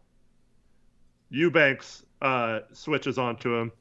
He misses a pull-up jumper, the same pull-up jumper he missed against, or he made, multiple times later that game, just missed it, right? Yeah. It wasn't necessarily because Grant was on him. Hart was on him initially, too, in that play. Doesn't really matter. He just missed a pull-up that he made several other points in this game, okay? Next play, he's on Jeremy Grant. He doesn't get a screen, which is fine. So we have Jeremy Grant isolation one-on-one. He pulls up for a 15-foot jumper and he misses. That's fine. Like, I don't mind that at all if there's no screen. So that's good defense. Next miss, he goes right around Hart, goes to the rim. We have Trendon Watford in the game as our center, and he's under the basket waiting for him, blocks his shot, and we get the ball out on a fast break. So once again, we had a smaller guy. Hart was on him. He goes by Hart, and we have a rim protector there doing his job. Right? I mean, not that Watford's like a great rim protector, but in this position tonight, he was like the backup center. So that's his next miss. Then he gets Ant isolated on a post up, tries to reverse around him, throw up a really tough shot, missed it. So Ant gets a stop on him, just like Jeremy Grant got a stop on him. One-on-one matchup, Ant wins that. Fine, okay. Next time, Josh Hart's on him. Hart is in really good defensive position. I remember this play, like we played him really well, and then Hart reaches for no reason, and SGA gets a shot off anyway, but he completely misses it because, once again, Watford is there defending the rim and makes a much tougher shot than he would have had it been Ant or Dame under the rim. Okay, so those are all his shots in the first quarter that he took. Actually, there's one more.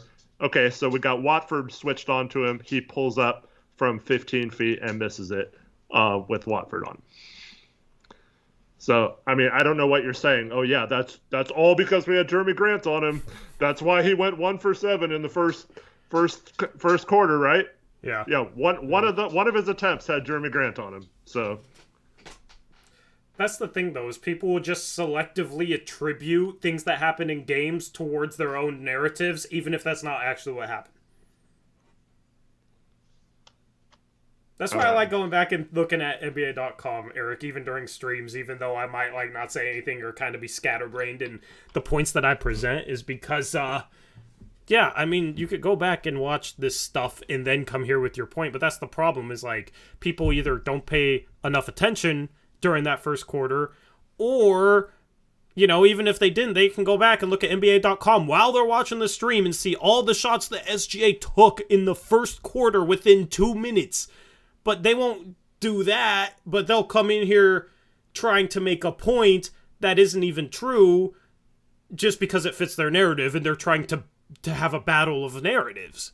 I care about what happened, okay? And not everything I call is probably exactly how it happened or like 100% right, but I try and just talk about what I think is happening, and I try and back it up, and I try and go look at film and look at footage to back it up. That's the problem. When people are too latched on to a specific narrative, they will attribute something that happened during the game, like SGA being 1 for 7 in the first quarter, and they will attribute it to Jeremy Grant. That's why. And it was literally 1 out of his 7 shots. All right. So started watching the second quarter, right? Mm-hmm. So the fast break, Ant picks him up. SGA drives right around him. Guess who just stands there and doesn't protect the rim? Who? One Drew Eubanks. Oh, yeah, but we're just trying to, that's not actually what happens, though, Eric. We just try and, he says, you're literally driving a narrative with Winslow and Eubanks for the last week. Yeah. Then next play, Shai Gilgeous-Alexander pulls up from the elbow free throw line with Ant on him, guarding him one-on-one. Miss. Okay. Good defense. Right? Yep. Next, gets Drew switched on him. Pulls up almost the same spot. Misses. Okay. Then he gets Dame switched on him. Pulls up from the same spot. Misses. We're now in the second half.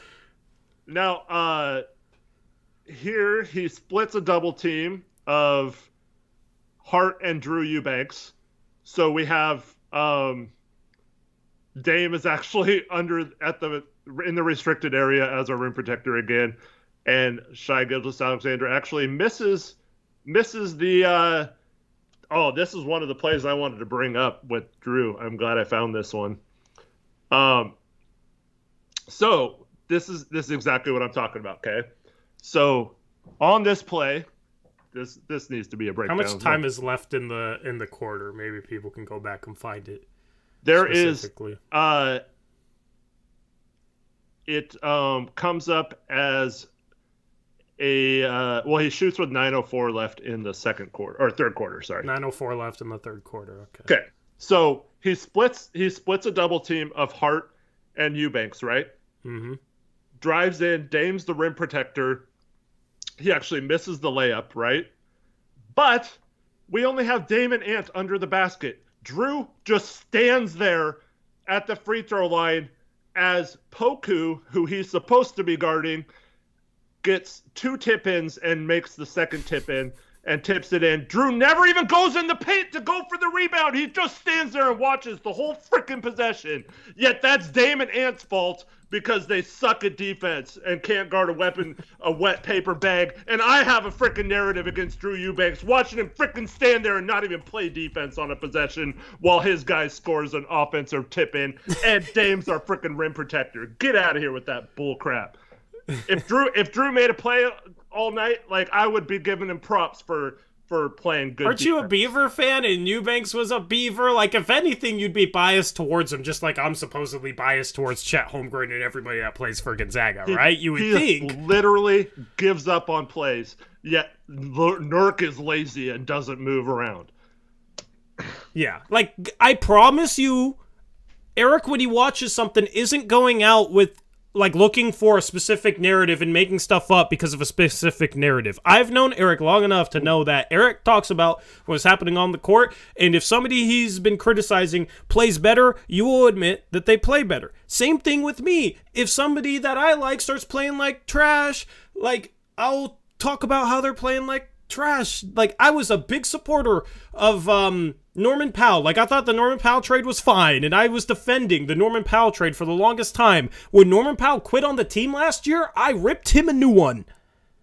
Right? And this is coming from somebody that defended trading Gary Trent Jr. when Gary Trent Jr. was going off for Norman Powell.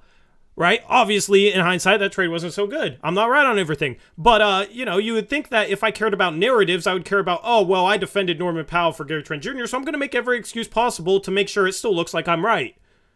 But I ripped him a new one. So, you'll love this argument, Eric. Jordan Parker says, Nurk does the same stuff every night, LOL. See, he realizes his argument's wrong, so now he's gonna bring up plus minus, which has nothing to do with what we're gonna talk about, and say that Nurk makes the same mistakes. So yeah, good points, man. Yeah. But yeah, I mean, The thing is we're talking about a rotation player. This game and what Drew did in this game isn't about Drew versus Nurkic. Nurkic, obviously, if we have Nurkic, we probably win this game, and this is where you see the difference. The problem is some people try and act like, A, Drew Eubanks is better.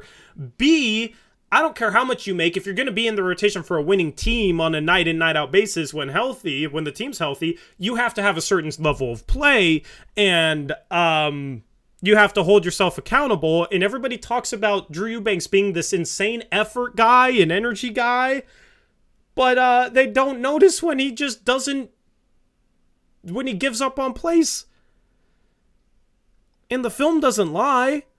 Like, I wish we could play film on stream so we could be like, okay, you're going to argue with this and showcase, him just not even going into rebound, just standing at the free throw line. His poker tips in 2 games. Tips in 2 lanes. We literally had a breakdown earlier today where Eubanks is guarding no one in transition and leaves this guy wide open under the rim. It was one of the worst defensive possessions of the entire season. Like, you're chasing narratives, Jordan. You're chasing narratives. You care too much about a specific narrative and whether it's right or wrong. That is the problem. I don't care too much about any specific narrative or whether it's right or wrong. I care about what's happening on the basketball court and this team winning games. And all my analysis revolves around that. I don't care, I can be wrong, I can be right.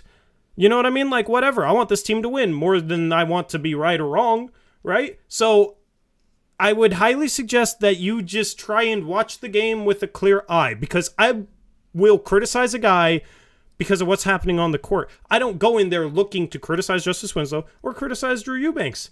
I even said, Winslow, what was he today? He was 5 for 6 from 2. He finished most of his shots today. The problem is, on average, and the stats back this up, he doesn't. I wish he could. I wish he could finish more shots like he did today, because he was 5 for 6 from 2. That was nice.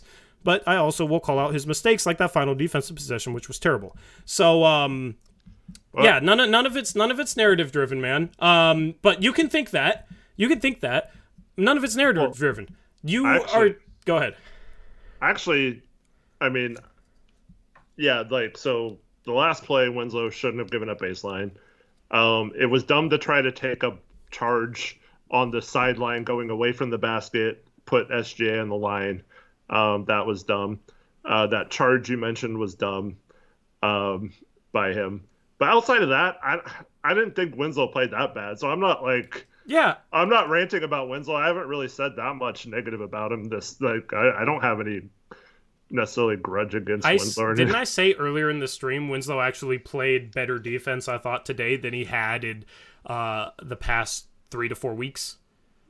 Do you remember me saying that? Yeah. Chat, if anybody's been here the entire time, you could attest to that.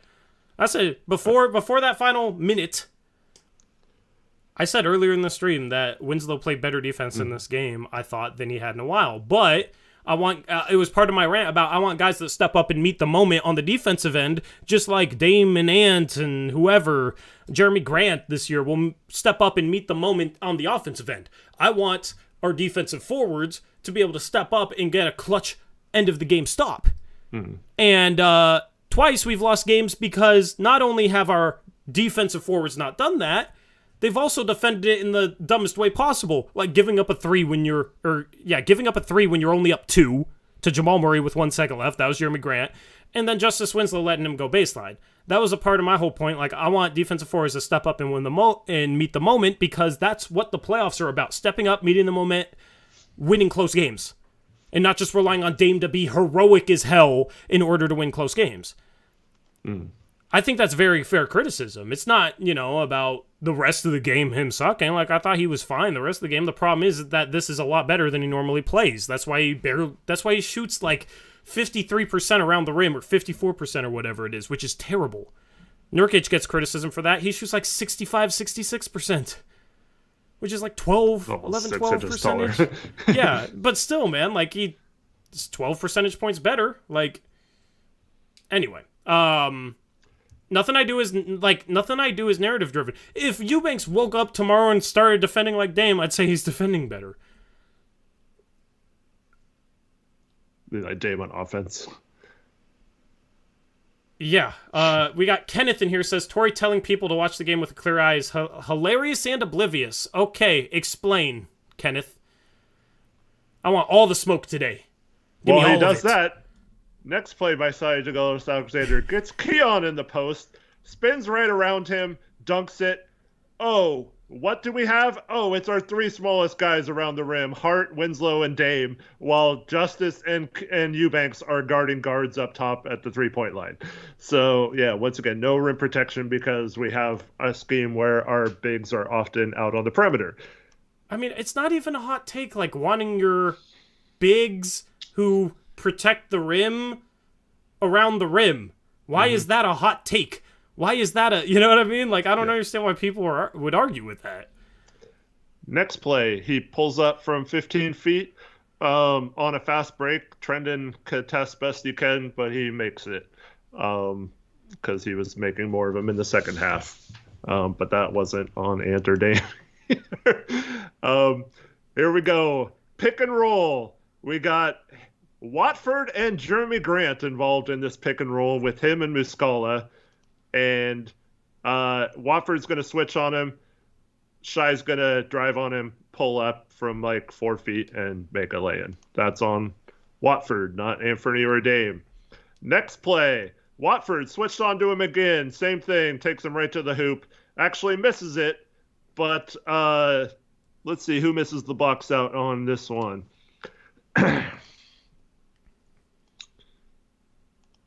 Oh, Jeremy Grant doesn't box out. And No surprise there. Kendrick Williams just grabs the rebound next to him and dunks it.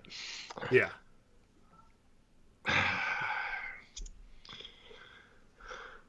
Next play. Oh, fast break again. No one stops ball. He pulls up and shoots a 3-point shot.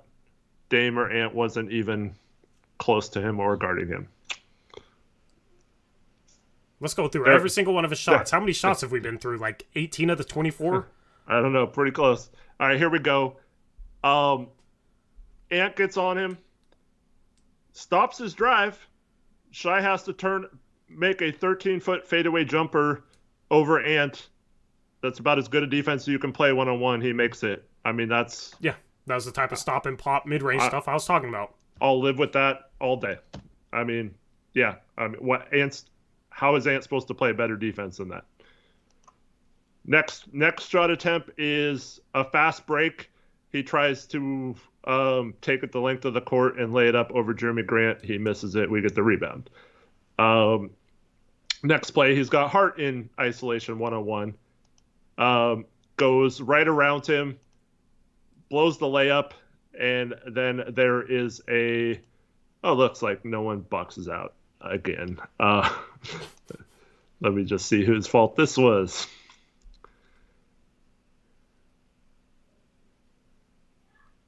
Oh, okay. So here we go. I wish we could watch this on stream, man. All right. So Josh Hart, it's still pretty good in front of him. He doesn't really get blown by. So Shai Gilgeous. Wait. Jordan's in here saying, you're saying his name wrong. It's pronounced Shay. So just want to make sure you know. Nothing else matters if you say his name wrong or something, I'm sure. But, just wanted to put that out there. I'll call him whatever I want. Anyways, Hart contests the shot. Here comes Eubanks out of nowhere, has no chance of blocking the shot, but goes for the block anyway, and falls out of the play. And there's his man with no one on him, no body, no chance of getting boxed out because Drew just takes himself completely out of the play. I actually know what play you're talking about too. Yeah. And we end up having to foul him on the rebound because Drew for no reason went and helped when he shouldn't have. Next play, he's got Hart one-on-one. So he's gonna. That's the play where he like knocked Hart over, and they didn't call it, and he made like a 10-foot turnaround jump shot after Hart fell down. Okay, it's hard to blame him for that.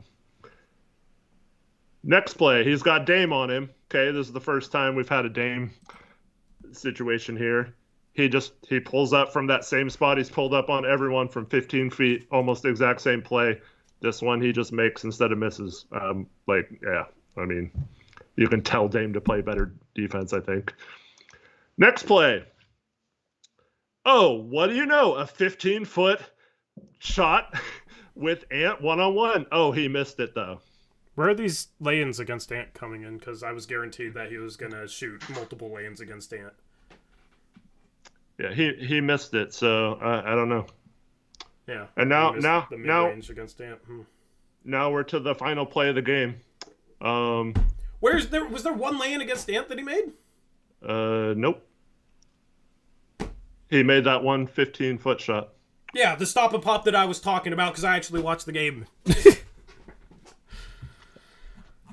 All right, so yeah, there you go. We went through all 24 of his shots.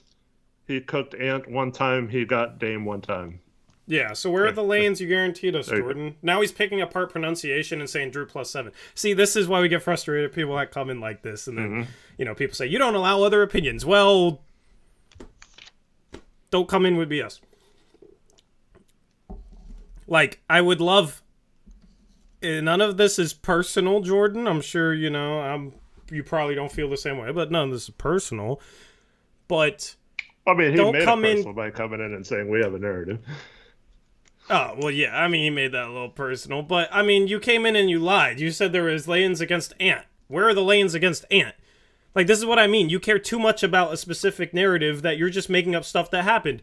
You were talking about how he struggled going 1 for 7 to start the game because Jeremy Grant was on him. Jeremy Grant was on him for 1 of those 7 shots, right? And then you said he had lay-ins in the fourth quarter against Anthony Simons. Eric just went through and looked at them all. Didn't have a single one. Instead, he shot a few, mid-range turnarounds. Like I said, I told you, Ant stopped him from getting to the rim, and he hit some mid-range, shot a lot of mid-range shots.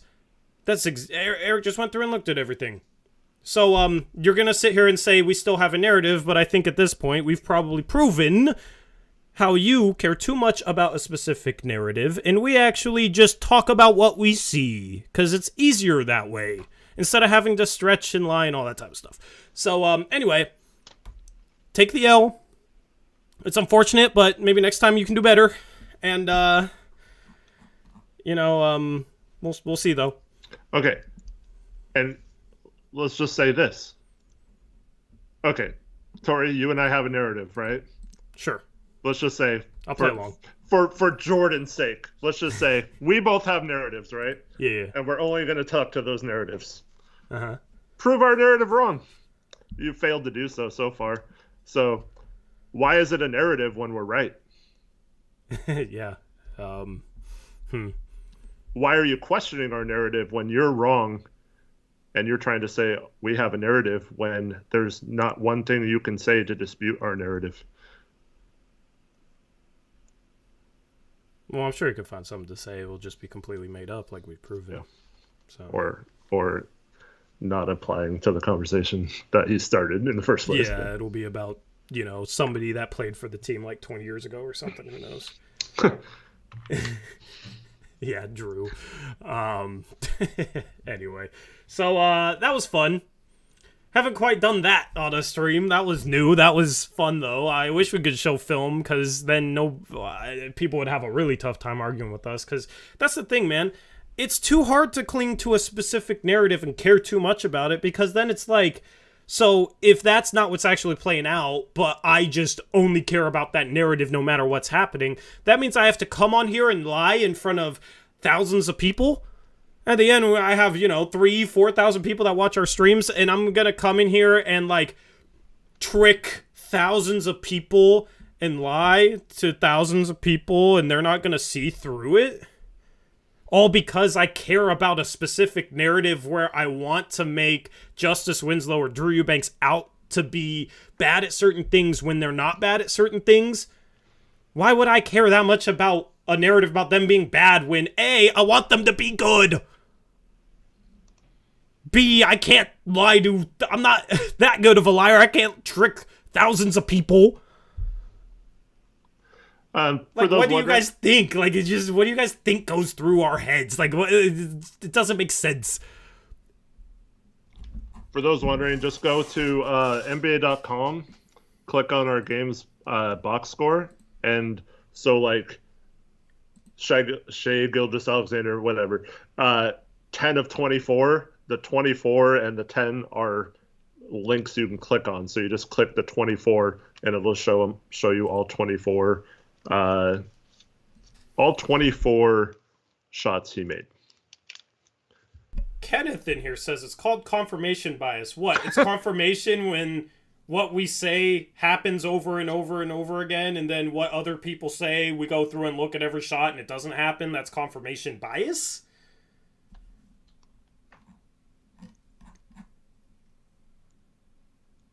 Anyway, congratulations, Alex. Yeah, I took the Cavs today in picks against the spread. They did good by me. We confirmed that Jordan doesn't know what he's talking about. That's correct. No bias involved there, though.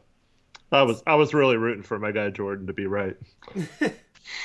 Bro, like, I want somebody to come in here and argue against us so well we lose an argument. Mm-hmm. That would be that would be new. That would be fresh. That would be fun.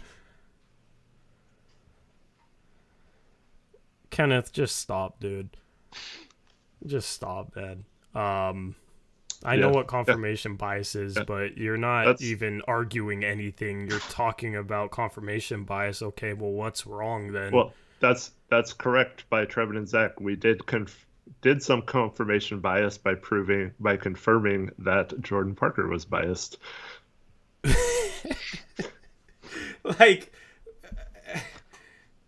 come in here and argue our arguments with stuff that happens on the basketball court. And then it's like when people try and argue with stuff that happens on the basketball court, we just went back there and looked over every shot and it didn't actually happen. Like, please, come with better arguments. If you would disagree with us, hit us with the best argument you can. Please. I beg you. I want you guys to disagree with better arguments. Mm-hmm. With stuff that actually happened. Because I would love to be even more enlightened. Because then I can give better analysis. Right? Because that's what I care about. So enlighten me, please.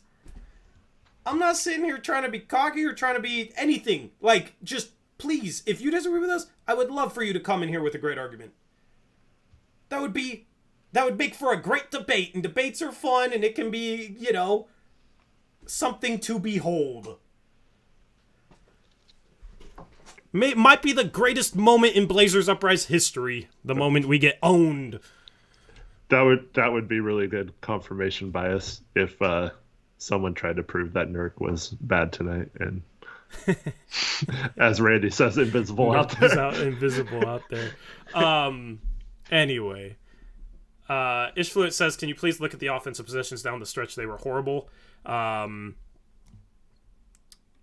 Yeah, I feel like we didn't really get that many good shots. I liked Dame, the shot he made to tie it.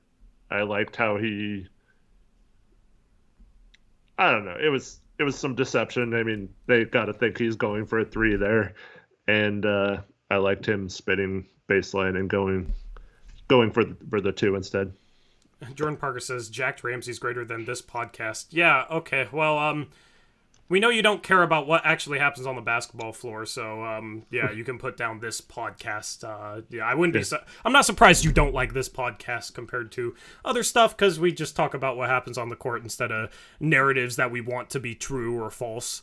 So yeah, you hate us now because we proved you wrong when you came in here and said we were narrative driven and proved that you were actually the one who was narrative driven. So I wouldn't like us either if that happened to me. So I can't blame you. Go enjoy, go enjoy those guys over there. No love lost. Don't let the door hit ya. Anyway, this has been fun. I'd say so. But what about our shots down the stretch? NBA. You want to go around the NBA? Okay, sure. Let's go around the NBA. And then we'll end off this stream on a high note talking about the Dame thing because we haven't talked about that. We'll end things off well. But sure, let's go around the NBA. Let me pull down those standings. Let me pull up the scores. We had 9 games from today. I think I did pretty good in picks against the spread just looking at scores. So I've been on a roll, and I'm happy about that. Game number 1, you got the Cleveland Cavaliers. Donovan Mitchell going against his old team, and the Cavs take care of business 122-99 over the Utah Jazz. Let me pull up this box score here and read you off the top performers for the Cleveland Cavaliers. Donovan Mitchell, as I said, against his old team, 23 points, 8 for 12 from the field, only played in 23 minutes.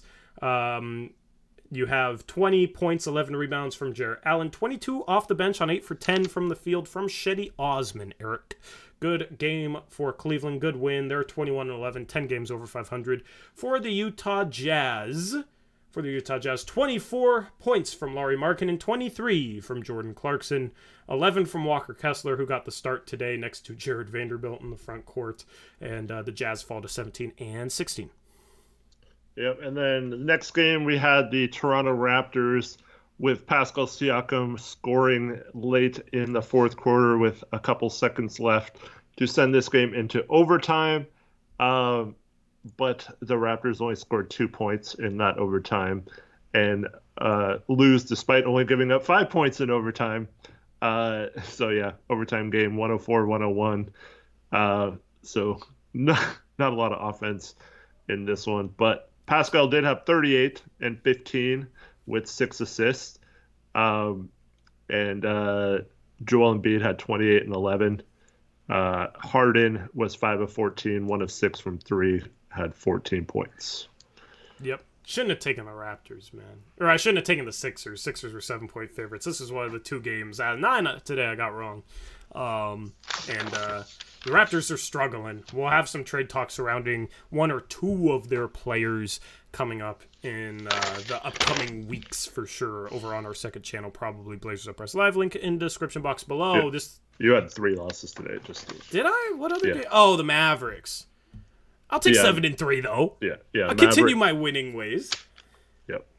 But yeah, and I don't mind that the Mavericks lost at all. The Hawks beat the Magic in a barn burner, 126-125. DeJounte Murray hit 2 free throws with 1.3 seconds left to get the Hawks the win. He was back today after an injury and had 17 points on 7 for 18 shooting. Trae Young had a big game, 37 points, 13 assists on 11 for 22. AJ Griffin off the bench, we talked about earlier, had 19 points on 8 for 13 shooting from the field. Meanwhile, for the Magic, Banchero, the Rookie of the Year favorite, 18 points, 7 assists on 7 for 15. Markelle Fultz has been playing phenomenal. He was 11 for 19 from the field, 2 for 3 from 3, had 24 points and 9 assists, maybe shedding a little bit of that bust label, which is good to see. But the Magic, after winning 5 straight, their streak gets snapped in a heartbreaker, and they now fall to 11-21. Yeah, good of them to come back and make it a game, though. They were down big at one point. But then the battle of the tanking teams, the Spurs actually go into Houston and take care of the Rockets. The Spurs were led by Devin Vassell, who had 26 points. Somebody's going to get mad. You better... All right. Sorry, Devin Vassell had 26. Doug McDermott off the bench. Dougie McBuckets chipped in 16. For the Rockets, they got 22 from Şengün, 4 of 14 for Jabari Smith, only 9 points there. Their starting backcourt of Porter and Green only had 28 combined points on 9 of 28 shooting. Yep, you want to do the next one too as I type a reply comment, and then I'll take Mavericks. That isn't the next one. The Spurs-Rockets one is. Oh, no, Mavericks is next. Yeah, go. All right. That one, and then I'll do the next one. So the Mavericks were favored heading into Minnesota. Minnesota was on a back-to-back, but the Mavericks lose and are now a game under 500. The Timberwolves are now a game over 500. Despite not having Rudy Gobert or Karl Anthony Towns in this game, they get 27 and 13 from Torrey's favorite trade target, Naz Reid, and also get 27 and 13 plus 9 assists from Anthony Edwards. So matching 27 and 13 games there. 18 points off the bench from Jalen Noel as well. The Dallas Mavericks box score does not look great. Bertans was 6 of 9 from 3 off the bench at 18 points, but Luka only 19 points on 5 of 17 shooting, 7 assists, and 6 rebounds. So one of his worst games of the year. Yep, and then let's switch over to the next page. We got the Bucks beating the Pelicans, so at least the Blazers didn't lose a game on New Orleans. And Memphis also lost in OKC recently, the top 2 teams in the West, so happens to everyone. But the Bucks, obviously a great team there in the East. High-scoring game for them. They were led by Giannis Antetokounmpo, who had 42 points on 12 for 17. Super efficient night for him. Brook Lopez has been phenomenal this season, mostly on the defensive end, but he had 30 points on 12 for 17 as well. 4 for 9 from 3 for him, and then 18 from Drew Holiday. For the Pelicans, get this, their leading scorer wasn't Zion, wasn't CJ McCollum. Brandon Ingram's been out. Jonas Valanciunas had 37 points, 18 rebounds, and 5 assists, Eric. 14 for 24 from the field. He was 7 for 10 from 3. So it was the Brook Lopez versus Jonas Valanciunas show in this game. 31 points from CJ McCollum, 11 for 24 shooting. He had 9 assists, 8 rebounds, almost a triple-double for the former Blazer. And then 18 points, 7 assists, 7 rebounds from Zion in the loss for the Pelicans, who now are at 18-12. All right, and then the Lakers went into Phoenix without Anthony Davis and LeBron James, and they get boat raced. They lose by 26. This game was not really even close. And the Suns didn't even have Booker, but it didn't matter because Chris Paul had a good game finally, 28 points, 8 assists, 20 points from Mikal Bridges, 21 and 11 from DeAndre Ayton. Their other 2 starters, Torrey Craig and Damian Lee, also had 17 and 15, so good scoring outbursts from their whole starting unit. Yep, and then the final game.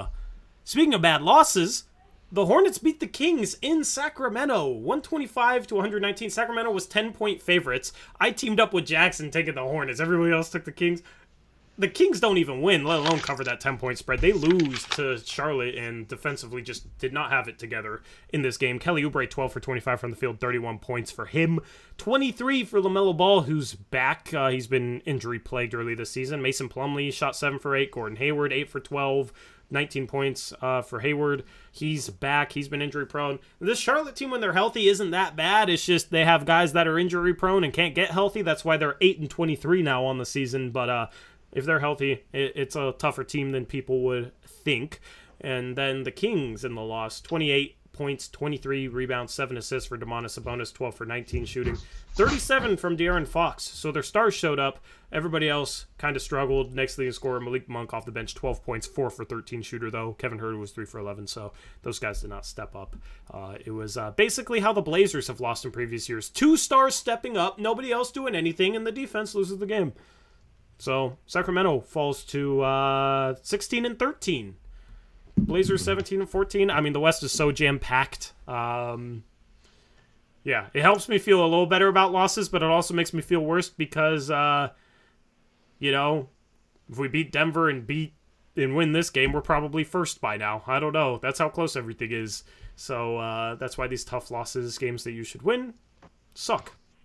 But the Blazers, of course, will get a chance to right their wrong a couple days from now. Let me take a screenshot of the West standings. I think next stream we should have the West standings coded and new graphics for that. That'll update, which will be nice. I was actually sorting that out today. While you're doing that, Mal with the $2 donation, thank you. Any plans for making a trade target video soon? Yeah, we'll have... I could maybe do like trade profiles for specific targets and like maybe shorter videos later on this season, and you could always jump in on them. Could probably make a few of those, for specific targets. That could be fun. One for like Kenrick Williams, toss Jalen McDaniels out there. It can be some unheralded guys, so there's probably a lot. So, if it's like 4 or 5 minute videos just talking about their contract, what it'd take to get them, their situation with the team they're in, could be fun. If you guys would like that, chat. Let me know if you want to see that. Because that could be some good content later on, like probably starting in January. Sometime in January. Anyway. Let me screenshot these standings and put them up on the screen. I always just mash my keyboard when I save the screenshot and just title it some gibberish. I'll be happy to be able to have it coded for sure. All right. Perfect. It fit perfectly. All right. So right now, Memphis is number 1. New Orleans has actually fallen to number 4 at 18-12. Phoenix, number 3, 19-12. So very jam-packed. Memphis, a team that just lost to OKC, as I said. Portland, only 3 games back of first. Only 2 games back of second. And they'll face Denver. If you can get that win in Denver, that'll be a huge victory. That's going to be one of the biggest games so far this season when they face Denver on December 23rd. But yeah, I don't know. It's hard to even pick apart these standings because these standings are so jam-packed. I mean, the 11th seeded Golden State Warriors are 5 games back of first, which is ridiculous 30 games into the season. Yep. I mean, they have to win on Wednesday, I think, as this could turn into a disastrous road trip when it was looking pretty good. Set up really well for them to have a good finish to the year. Can't let this loss affect other games, too. So, still got to take care of business these last 2 games, and hopefully, finish out this year. They have 4 games left. Definitely need to win, I think, at least 3 out of the 4 heading into the new year. Be 20-15. Yeah, 20-15. Charlotte on the 26th, but they're healthier, so it's not going to be easy. But Gary Payton II is supposed to come back on the 26th, so he could maybe provide a spark of energy. And then Golden State on the road without Steph Curry, definitely some winnable games. I agree. 20-15 would be nice. Anyway, that's around the NBA. Once we get coded, we'll be able to look at the East easily and kind of tune back in with that. I haven't been paying attention to the East, though. I mean, it's the same thing. There's a bunch of teams that are all bunched up. Yeah. At least you got like 2 clear-cut top teams, though, I think, with Milwaukee and Boston. Well, Boston's 1-4 in their last 5 games or something like that. Yeah, they're struggling. Cleveland, maybe you throw up there still. I feel like it's a little bit more clear-cut, or like Cleveland, Milwaukee, and Boston, I feel like, are for sure the top 3 teams. That's just my opinion. Maybe Philadelphia, if healthy, you can throw them in there. But other than that, I mean, is there anyone I'm forgetting? Brooklyn, I guess, has been playing decent, but I wouldn't put them in that tier. Trevin said 1-4 since the 3-cone video. That dude really is a curse. That's crazy.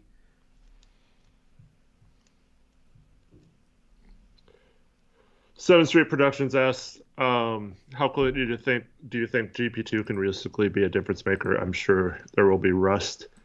Yeah, I agree there'll be rust, but when you're a smart defender and you just give effort on that end, it's not like shooting the ball. Like if he was a 3-point shooter or like created and pulled up a lot from 15 feet on dribble drives and things like that, I would be a lot more worried about rust than just someone who goes out there and needs to play defense and get in people's faces.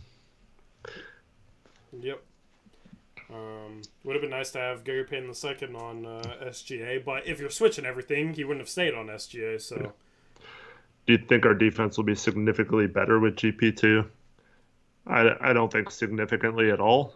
I think it's just a case where the NBA is. I mean, we've lost, several games. We've won several games earlier in the season off last-second shots.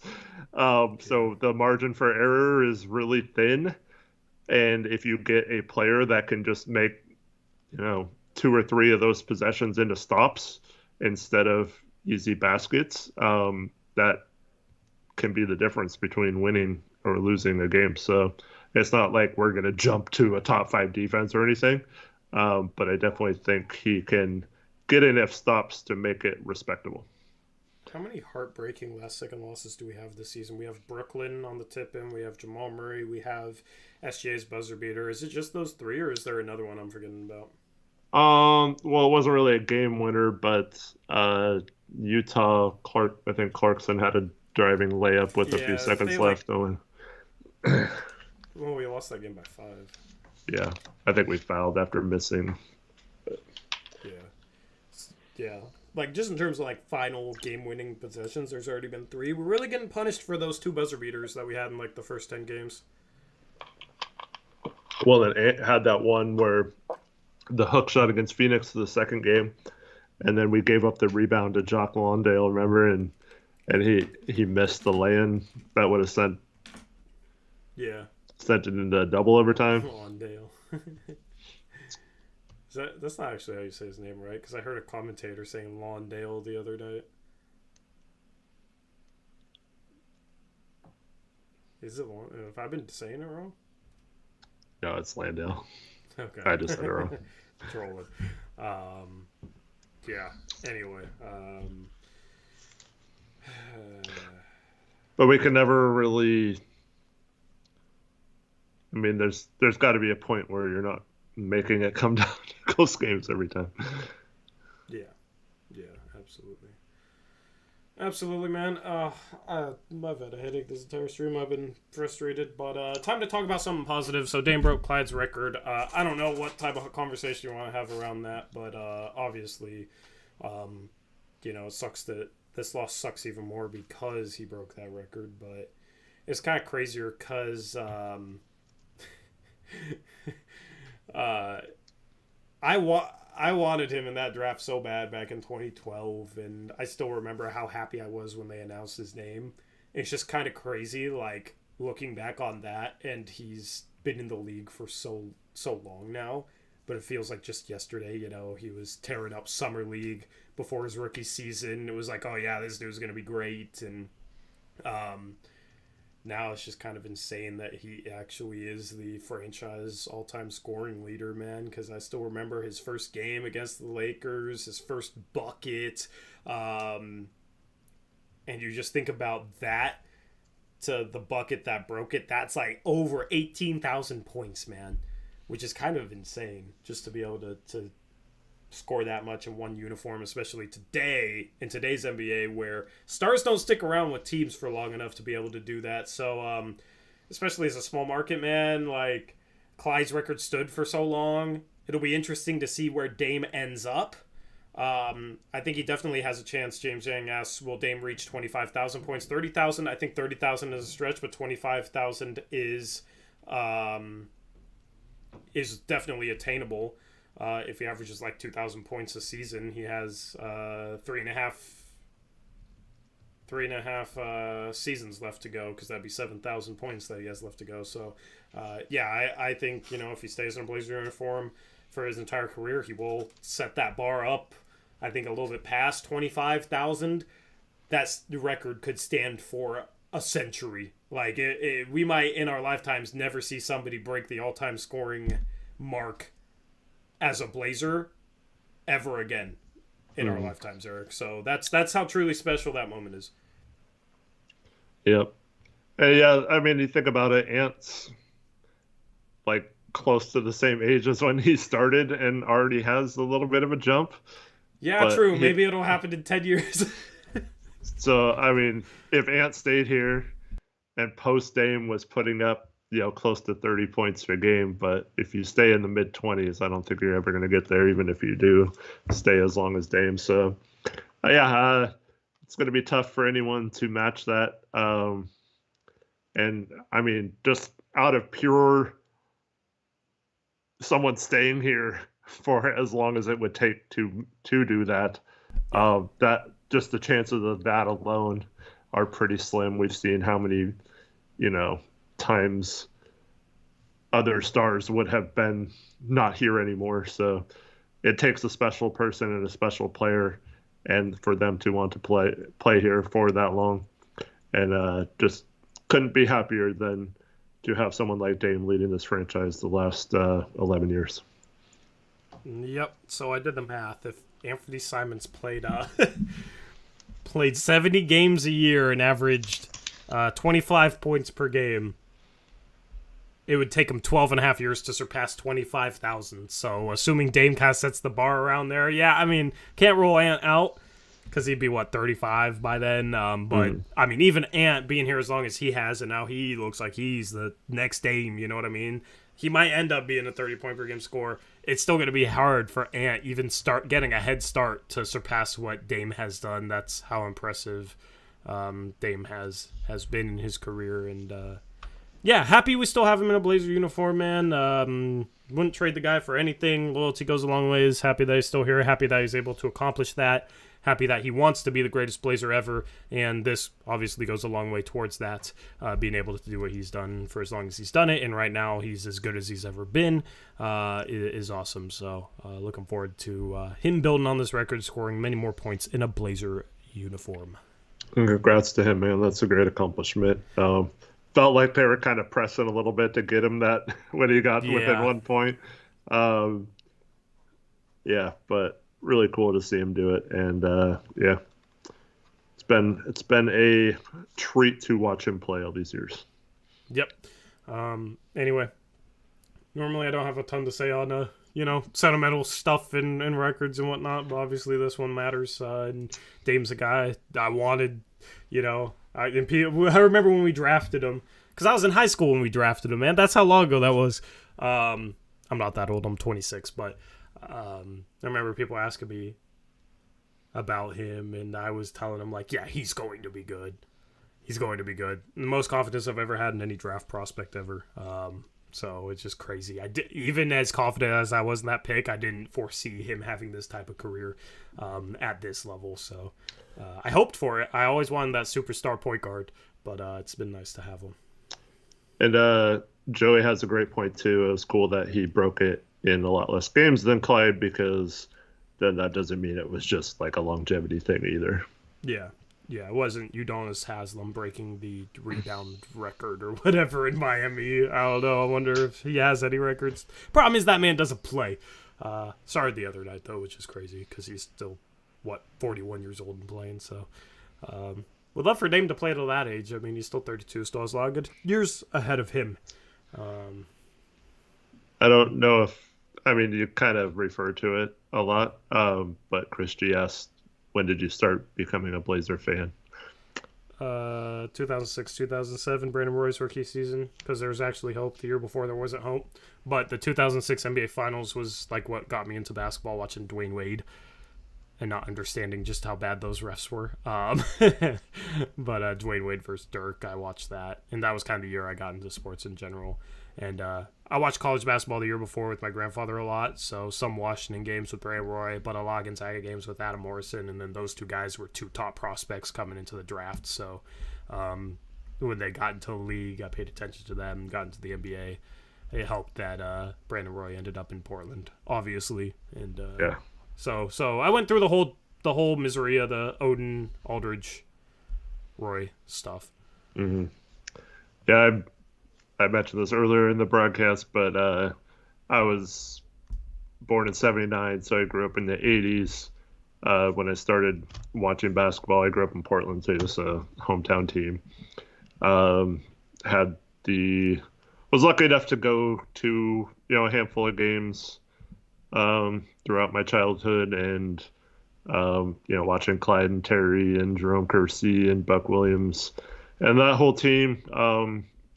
As I started developing, both playing basketball and watching it, those teams were awesome to root for, and then been there through it all. The collapse in '99, 2000, the Jailblazer era, the era you were talking about where there was hope again, and then it all gets ripped out from under us with injuries, and then having to deal with that for a couple of years, and then getting Dame and the only thing missing is a championship, but I definitely want a championship, but it would mean more to me than anything. But I also recognize that it's been really cool and enjoyable to watch Dame play. Yeah, you got to be able to enjoy, the whole process, man, because otherwise it's really hard to win a championship. 1 out of 30 teams wins it each year. I've never seen any of my teams win a championship, if that's what I was so geared towards of a fan, which, I'd love a championship, but if I wasn't able to enjoy the game and the greatness of players and that sort of thing, I'd be completely miserable instead of just kind of miserable. So, I'm just kidding. It's just, tonight, tough loss for sure, but looking forward to the future. Anyway, anything else you want to say for this post-game show? Because I got a headache and just kind of exhausted. Well, just one more thing on the narrative thing.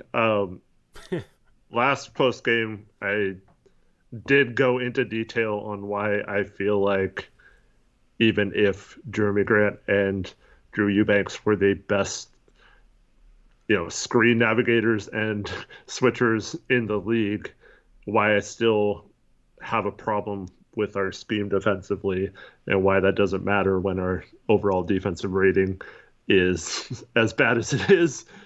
So just go back and watch last. It's a really long stream, but back when we were talking basketball in the first hour of that last stream. Yep. And yeah, we kind of took the stuff head on because it's frustrating. We do just try and call it as we see it, and nothing is narrative driven like some people apparently think. It's just the thing is the narrative that we usually have is based on what we see that's happening.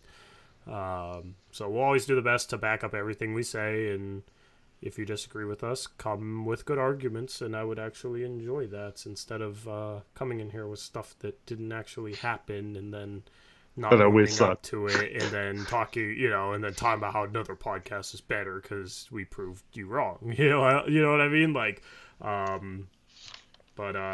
that's the thing is most of the people in chat, you guys, I feel like most of the people that watch us, it's people that just enjoy the game, enjoy the team, and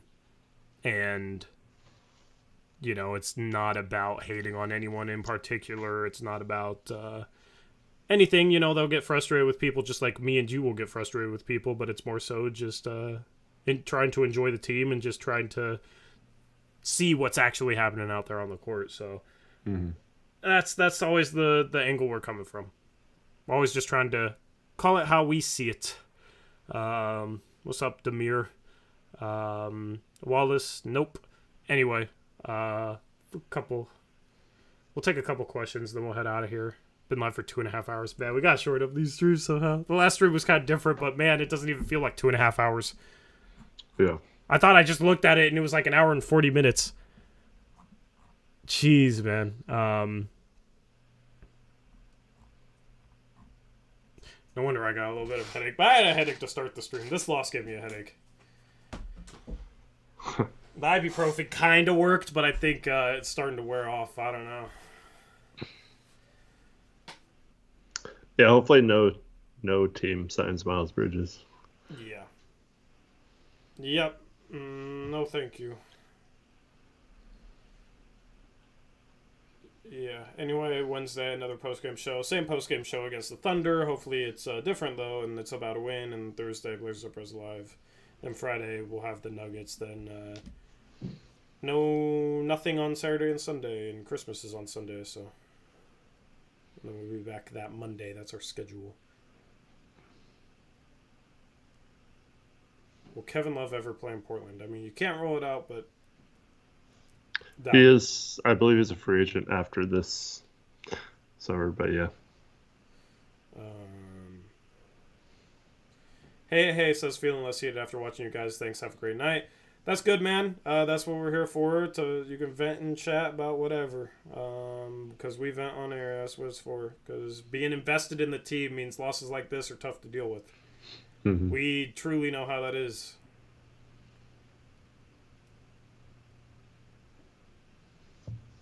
I was going to ask Tori, are you not putting yours and Steven's podcast on app anymore? I haven't seen one since November. I like listening to it on my way to work and when I'm at work. The last one I just forgot to put up, and then the one before the audio wasn't good enough to put up, in my opinion, for it to be audio only, so I just uploaded it as a video. But yeah, the next one should be. And I think we're gonna try and record maybe Thursday. Or maybe we might do it tomorrow. I don't know. I'll let you guys know. But the next one should be on there. The Believe in Blazers podcast that I do with Stephen Vaughn. Robbie says I was more mad about the Denver game winner because it was Jamal Murray and I don't like him, but I like Shea. Yeah, the Murray one sucked, especially because it was Denver and at home. Yeah, that one was pretty frustrating. This one was frustrating because it ruined Dame's moment, though, in a way. I shouldn't say ruined necessarily, but it, overshadowed it. So that's what sucked, but just tired of losing close games. We need to address the bench. Eubanks was frustrating tonight. Winslow was frustrating tonight. I don't know if you plan on doing anything on Twitter, Eric, to showcase that, but I don't know, man. With the way a couple people come in here saying, acting like we're making stuff up, I would love for the receipts, yeah, I mean, we do a pretty good job backing up our stuff, I think. Winslow gets cooked on the final possession. The SGA hits the buzzer beater. I had a feeling, Eric, it's getting bad because at this point, I had a feeling going into it, and I tweeted, please don't heartbreak me again, ... I had a feeling when I tweeted that it was going to be a buzzer beater. Like, I just had that sinking feeling, like, dang, we tied it, good job, Dane. But I couldn't even be that excited. It's like, here comes a buzzer beater. Well, I mean, they have the ball 3 seconds left. Of course, they're going to get a shot off. Yeah, but of course they're going to make it. I kind of knew. I had that feeling. Yeah. When they didn't bet on the ball, I was like, oh, man, we could trap them. They might not get a shot off. And then, nope, let's just vacate that. Yeah. But, yeah. Oh, God. Winslow gets cooked off foul play. You know what's funny is, like, people... I mean, I feel like people were in heavy disagreement with me on Justice Winslow this past offseason. Like, most of the people in chat in here were disagreed with my Winslow takes. Now it's... I feel like chat agrees with me for the most part. Which kind of validates, my, how I feel about it. Makes me know that I'm not just being crazy and seeing stuff that nobody else is seeing. Like, other people are seeing the same thing I'm seeing. So it's not just a narrative. Because chat will disagree with me. Jackson, yes, I'm ending it in 2 minutes. Okay. Chat will disagree with me if they think I'm wrong. People try and act like our chat just follows everything we say, but you guys have disagreed with me on stuff before and probably will on stuff in the future, so it's not just that.